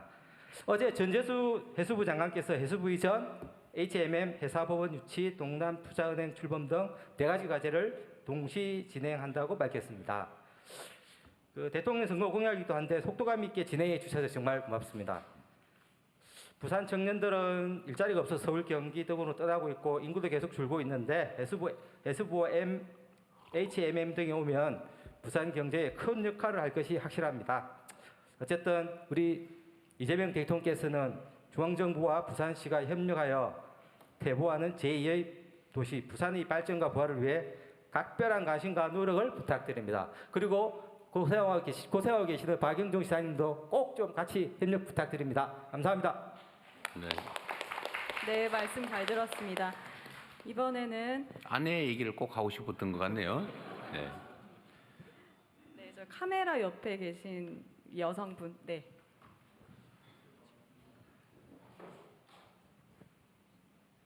안녕하십니까. 저도 부산에서 초중고 대학을 나왔고 부산을 굉장히 사랑하는 청년 정수환입니다. 저는 부산에 본사를 두고 있는 마리나체인이라는 스타트업에서 근무를 하고 있는데요. 저희는 해운 기업을 대상으로 이제 해운 환경 규제들을 AI 기술 기반으로 해서 솔루션을 제공하고 있고 뿐만 아니라 부산 수출 기업 대상으로 ESG 경영 솔루션도 제공하고 있습니다. 그래서 이제 해수부가 부산으로 이전을 하고 이제 대통령님 공약이었던 기후 관련 공약들이 저희에게 굉장히 반가운 소식들이었는데요. 제가 이번에 말씀드리고 싶은 건 부산 수출 기업들의 ESG 경영 기반 마련을 위한 정부 지원의 필요성에 대해서 말씀드리려고 합니다. 제가 ESG 경영 쪽에서 업무를 하면서 부산의 중소, 중견 수출 기업들이 ESG 경영과 관련된 대응 문제들 그리고 탄소 배출량 계산 문제들에 대해서 굉장히 많은 어려움을 겪고 있다는 걸 알게 됐습니다. 이 지속가능 경영이라는 게 단순히 환경 문제뿐만 아니라 산업 안전, 노사 관계, 이사회 구성 등 모든 것을 전사적으로 대응해야 되는 분야입니다. 근데 이제 부산에 있는 중소, 중견 수출 기업 같은 경우에는 인력과 예산 문제로 이를 준비하지 못해서 ESG 경영을 거의 포기하게 되는 기업들이 많습니다. 특히 유럽으로 수출하는 기업들 같은 경우에는 유럽에 현재 많은 지속가능 경영 관련 규제들이 있기 때문에 미리 준비하지 않으면 납품에서 떨어지거나 거래처를 잃는 등 많은 피해를 입을 수가 있습니다. 그리고 부산에는 수도권과 달리 이런 정보들을 많이 얻을 수 있는 교육이나 세미나가 많이 열리지 않습니다. 그래서 이런 ESG 경영 대응 역량이 많이 떨어지고 있는 상황이라는 생각이 듭니다. 지금 부산에도 굉장히 많은 훌륭한 수출 기업들이 있습니다.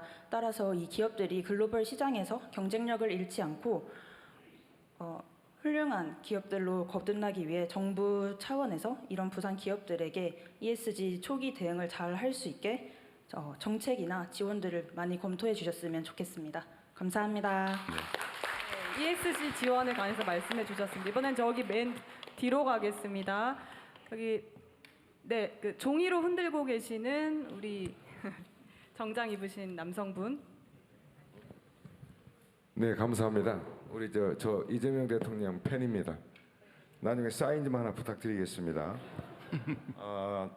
우선 그 근본 수해 지역 순시 등으로 바쁘신 가운데도 함께해 주셔서 진심으로 감사드립니다.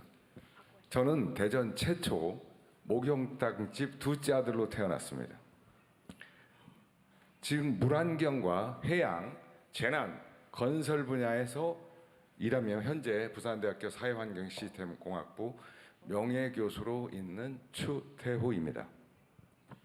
지금 우리나라는 AI, 디지털 기후변화, 해양, 재난안전이 국가 핵심 미래 먹거리입니다. 5가지를 종합적으로 대응할 통합 정책 조직은 아직 없습니다. 특히 부산, 울산, 마산 등은 하구권 연안 도시로 태풍, 해일, 집중호우 등 복합 재난이 가장 취약한 지역입니다. 그럼에도 불구하고 국토부, 환경부, 해안부 등이 따로따로 관리하고 있어 통합 대응이 매우 어렵습니다. 이제는 단순한 부처 이전을 넘어서 해양수산부를 국가전략부서로 전면 개편해야 할 시점입니다. 첫째, 연안 재난 및 하구권 연안도시 재개발 전담 조직 설치. 둘째, 기후 위기 대응 및 북극 항로 경제 기획 기능 신설. 셋째, 부산을 거점으로 한 글로벌 연안 전략본부 설치를 해야 됩니다. 해외 선진국은 이미 이러한 통합 전략을 실행하고 있습니다. 미국 해양대기청 노아죠. 해양, 대기, 연안 도시의 재난 및 자원 관리를 통합 실행하는 국가 전략기관입니다. 네덜란드의 인프라 물관리청 나이크스 바터 스타트라는 조직은 항구, 해안, 내륙 수계를 포함한 수자원과 도시방제 인프라를 국가 차원에서 통합 관리하며 연안 도시의 재개발과 재생을 기후 적응형 전략과 연계해서 추진하고 있습니다.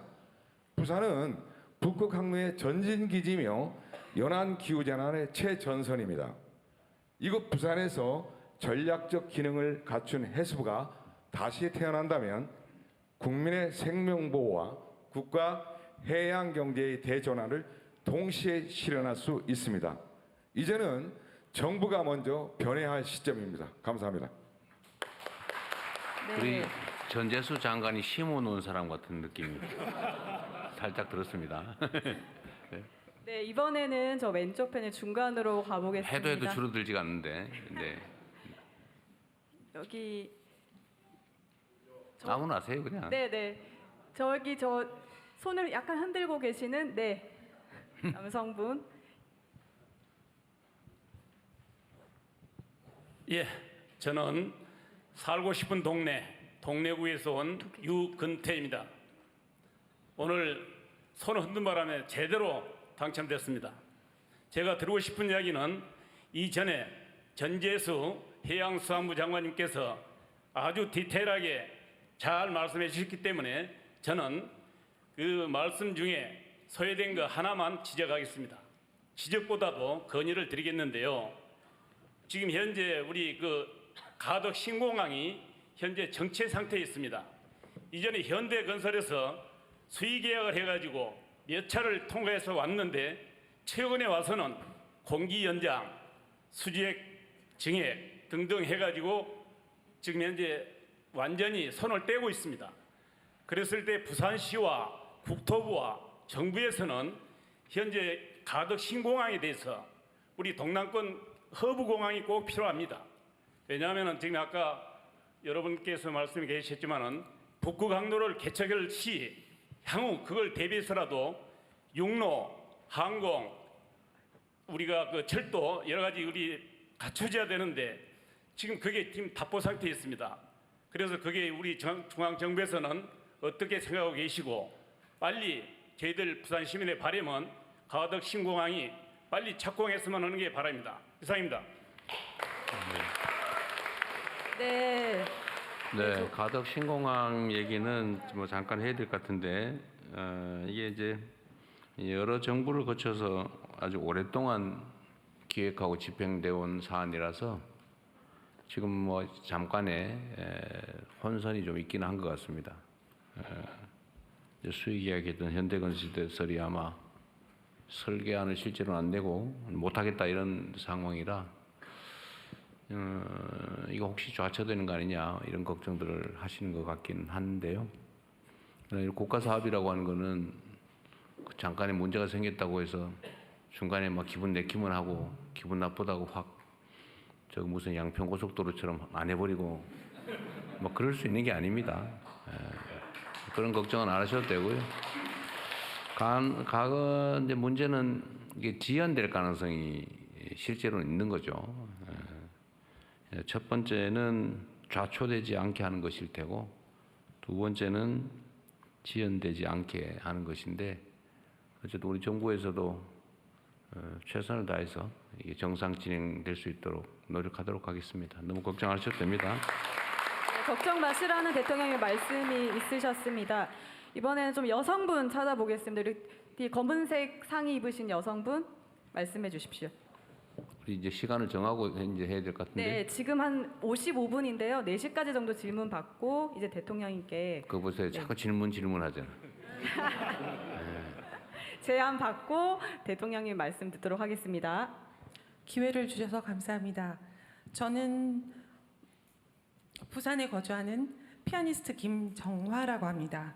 지금 음악문학 연구자로 활동하고 있으면서 예술인연대 부산 경남 지부장을 맡고 있습니다. 저는 조금 다른 얘기를 한번 할까 합니다. 부산은 대통령님의 국가 전략에 따라서 반드시 성공한 도시가 될 것이라 저는 믿습니다. 그런데 부산이 제대로 된 경쟁력을 갖추려면 가장 중요한 일은 문화와 예술이 산업과 경제를 뒷받침하는 일이라고 생각합니다. 그래서 그중 가장 중요한 일이 제대로 된 제작극장이라고 생각하는데요. 지금 우리나라 공공극장은 대한민국 문화를 위해서 바르게 하는 것이 없습니다. 전국의 모든 극장은 국가가 공간을 만들어주고 그 공간을 예술가가 직접 임대할 수 있도록 하는 임대업을 하는 자리입니다. 국민의 세금으로 장소를 만들고 예술가들에게 속칭 삥을 뜯는 구조는 잘못됐다고 생각합니다. 이런 것을 해결하는 방법은 제작극장을 만드는 것입니다. 대통령님께서 기억하실지 모르겠으나 후보님 시절에 저희 예술인연대 공개토론에 참여하신 적이 있으십니다.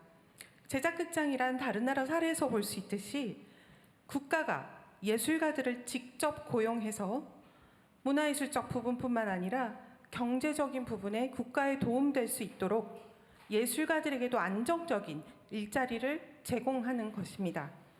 저는 그 시작을 부산에서 대통령님께서 시작해 주셨으면 합니다.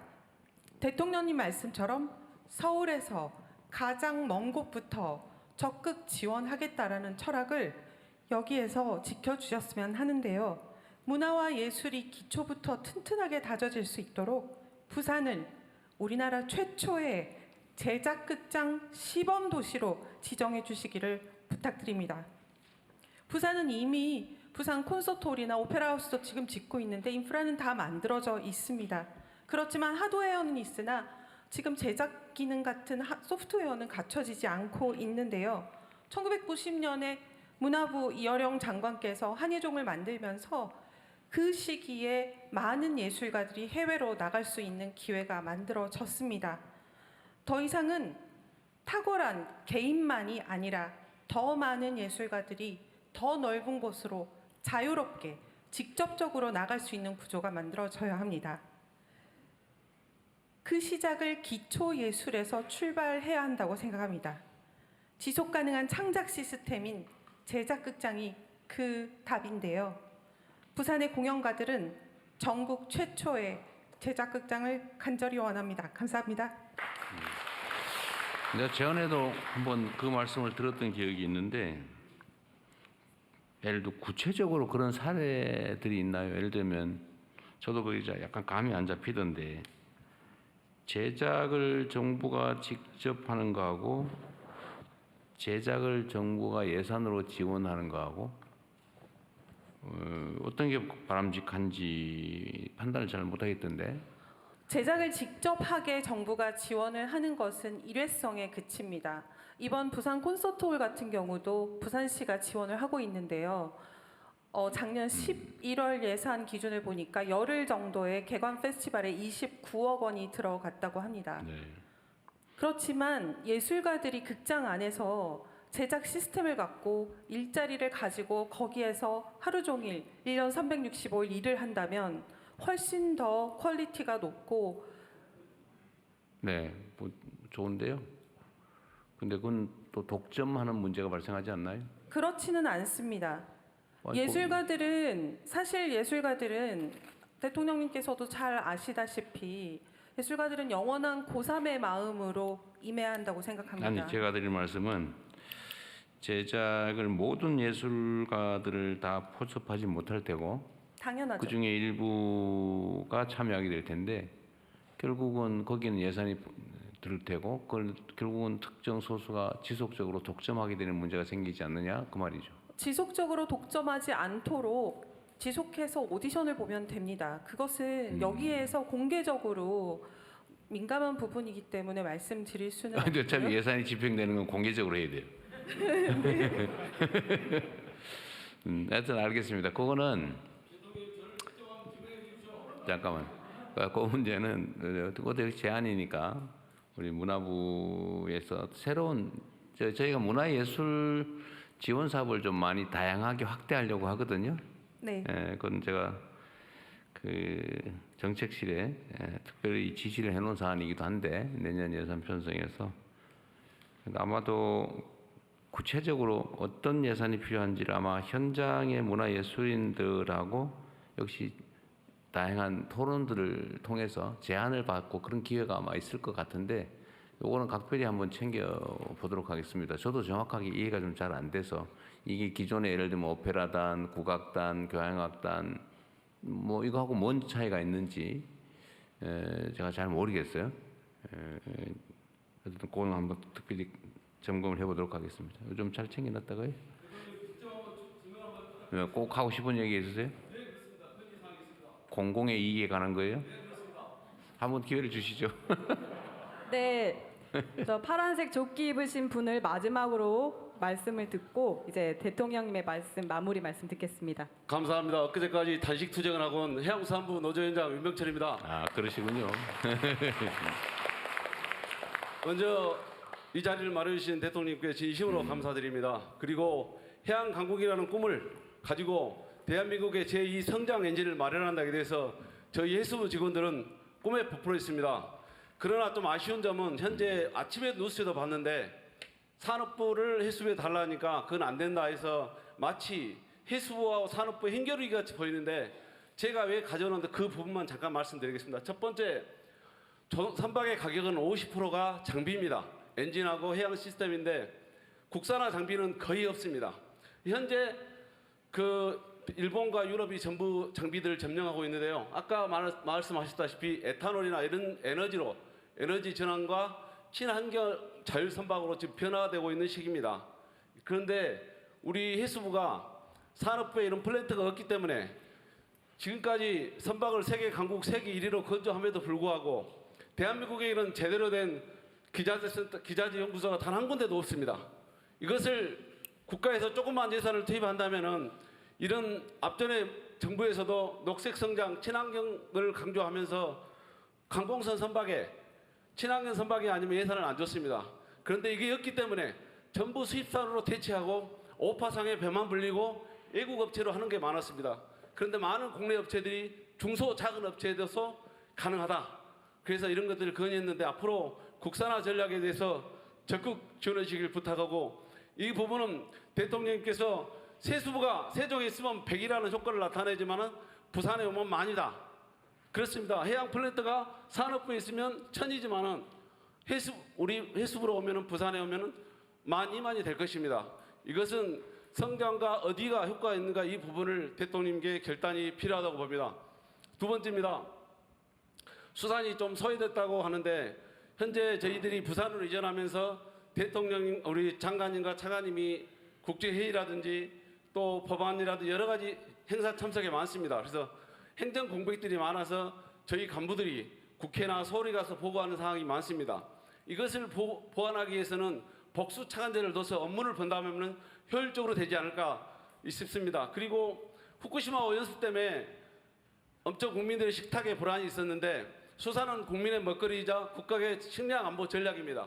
그런데 정원 한 명을 못 구해서 수산 동식물 전문가를 구해야 되는데 수의사를 한 명 하는데 행안부의 담임이 너무 높아서 인원을 못 가고 직원들이 연가 보상비를 해서 인기제 근로자로 지금 몇 년째 채용하고 있습니다. 그리고 어민들의 안전과 중국어를 단속하는 LNG 선박을 3,000톤짜리 지금 건조하는데 1,000톤짜리 선박 인원하고 인원이 똑같습니다. 그래서 이 배는 365일 직원이 상주해야 되는데 폭발 위험성도 있고 하는데 지금 배가 시운전하고 있는데요. 저선소하고 있는데 어제 밤새도록 새벽 3시까지 직원들이 하소연하고 위험이 상존되어 있다. 이런 부분을 말씀했는데 마지막으로 짧게 말씀드리겠습니다. 마지막으로 대통령님께서 우리 장관님한테 연내에 갈 수 있죠? 이렇게 물어보니까 가슴이 철렁했습니다. 왜냐하면 공무원은 국가의 부름을 받아서 언제든지 달려가야 되고 국민의 공복으로서 최선을 다해야 됩니다. 그러나 저희들이 어쩔 수 없는 사항들이 있습니다. 이제 신규자들은 전월세 계약이 1년 6개월 남았고 또 막 그 고등학생이 된 학부모들 또 대학을 졸업해야 되는데 자녀만 세종에 놓고 부모만 와야 되는가 이런 고민들이 많습니다. 그래서 좀 그 부분들을 대통령께서 공약으로 내것인 주 4.5일제 근무를 해수부에 시범적으로 할 수 있는지 또 하나 우리 박형준 시장이 모셨는데 조금 이따 박형준 시장한테 직접 말씀을 듣고 싶습니다. 해수부를 위해서 다 해주겠다가 아닌 어떠한 것들을 전폭적으로 지지해주겠다, 약속하겠다 그 약속의 말씀을 듣고 싶고요. 우리 대통령님께서 이 자리에서 해수부 직원들 국가를 위해서 국가 미래를 위해서 열심히 해야 되니 국민을 당연히 늘 열심히 해 각오하고 있습니다.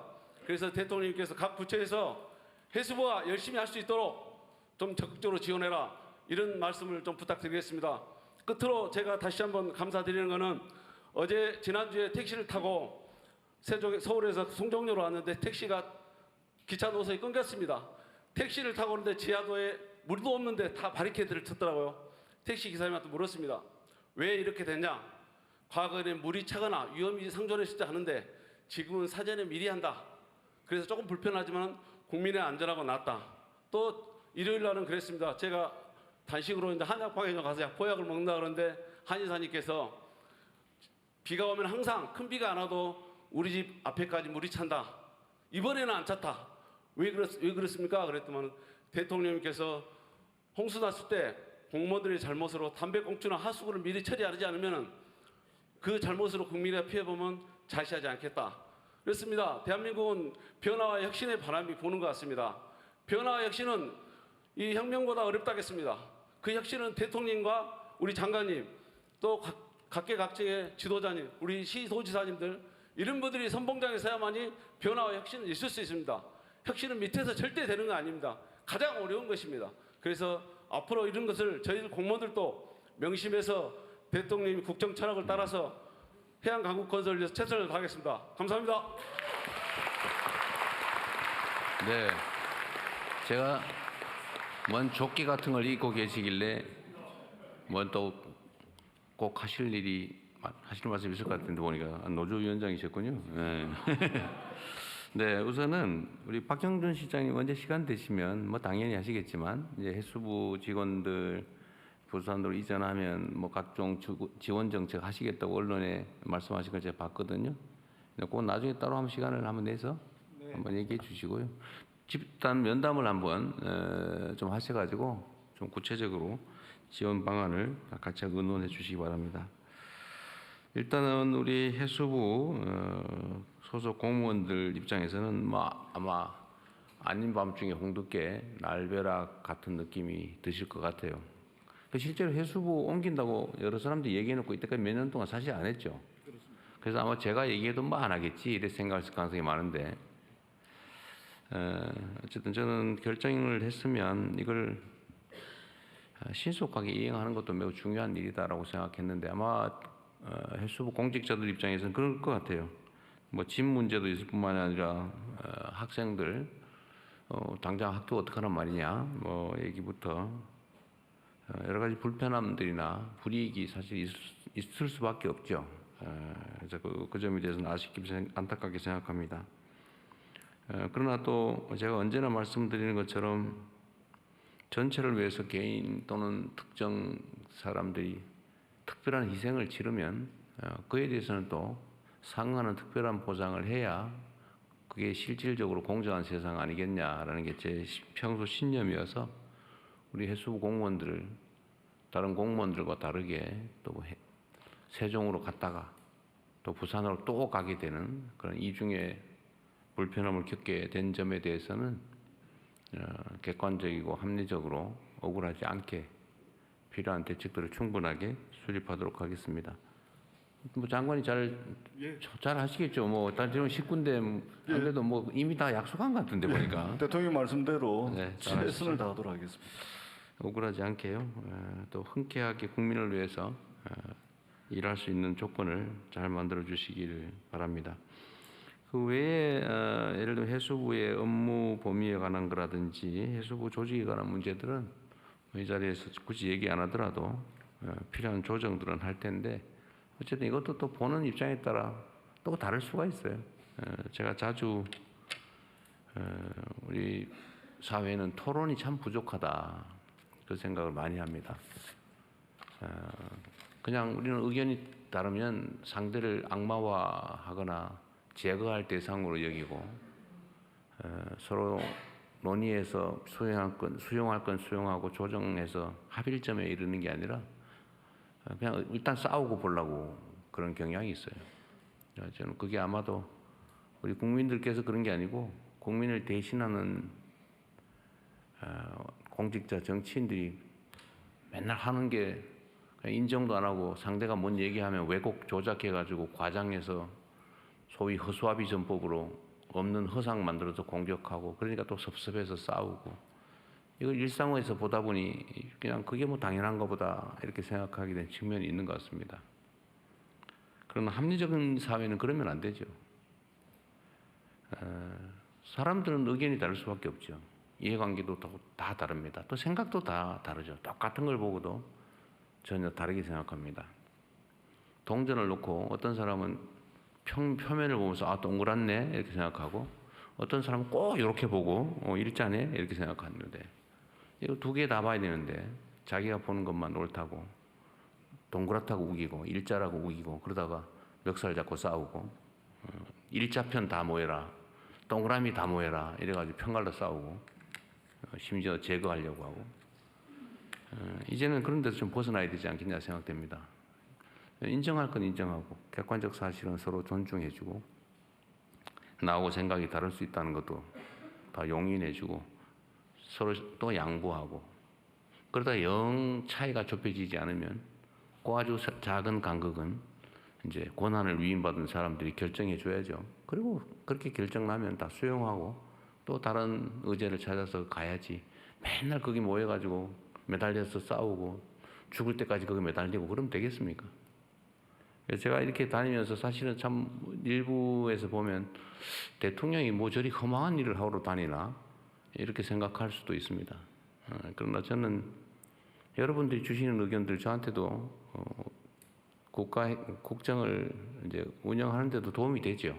새로운 시각을 많이 발견합니다. 아, 그런 면도 있겠네. 그리고 우리 공직자들한테도 똑같은 걸 사실 보여주고 싶어요. 공직자들에게도 제가 관련된 민간단체, 민간인, 이해관계인들과 최대한 대화를 많이 하고 우리가 행정을 할 때 공급자 중심으로 생각하면 안 된다. 뭘 하더라도 수요자, 진짜 이 나라의 주인, 국민 중심으로 생각을 해야 된다라고 자주 말씀을 드리죠. 행정하는 사람들은 아주 작은 것들인데 근데 받는 사람 입장, 수혜자 입장에서는 엄청나게 마음의 상처가 되는 일들이 많죠. 그게 곧 배려이고 입장을 바꿔 생각하는 내가 행정을, 국정을 나를 위해서 하느냐, 내 집단을 위해서 하느냐, 국민을 위해서 하느냐 그 차이가 발생하지 않겠습니까? 그런 연습을 좀 하자는 취지예요. 의견 다른 거에 대해서 제가 오늘 질문하면 답을 막 해줘야 되는데 못 해줘서 미안합니다. 제가 오늘은 언제나 그렇지만 의견을 좀 모아보자. 그리고 제가 뭐 그걸 열심히 다 아는 척 한들 무슨 의미가 있겠어요, 이제는. 선거 때는 그래야죠. 지금은 겸허하게 듣고 의견들을 잘 모아서 경청하고 그래서 경청이라고 하는 게 중요하지 않을까 생각됩니다. 아마 나 이거 꼭 얘기해야 되겠는데 이런 분 많을 거예요.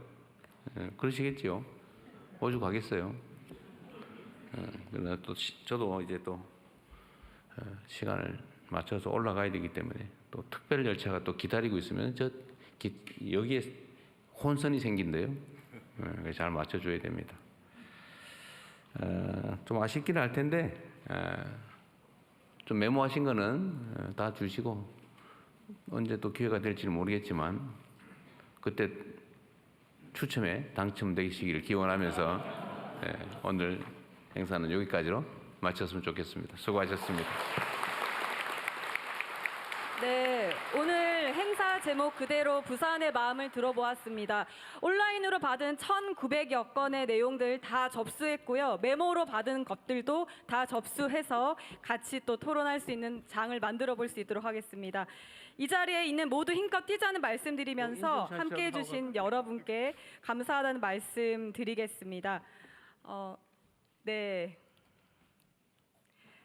대통령께서는 먼저 이석하실 건데요. 모두 자리를 지켜주시면서 인증샷을 먼저 찍고 이석하도록 하겠습니다. 저쪽으로 돌아서서 여기서 한번 찍을까요? 이렇게 돌아 앉아서. 그럴까요? 대통령님 이쪽에 앉으시는 걸로 그대로 앉아 계시면 됩니다. 네, 그대로 이석하지 마시고 자리에 앉아 계셔 주십시오. 저희가 방향을 틀어서 앉도록 하겠습니다. 자리에서 이석하지 마시고 대통령께서 가실 때 큰 박수로 환송해 주십시오. 고맙습니다.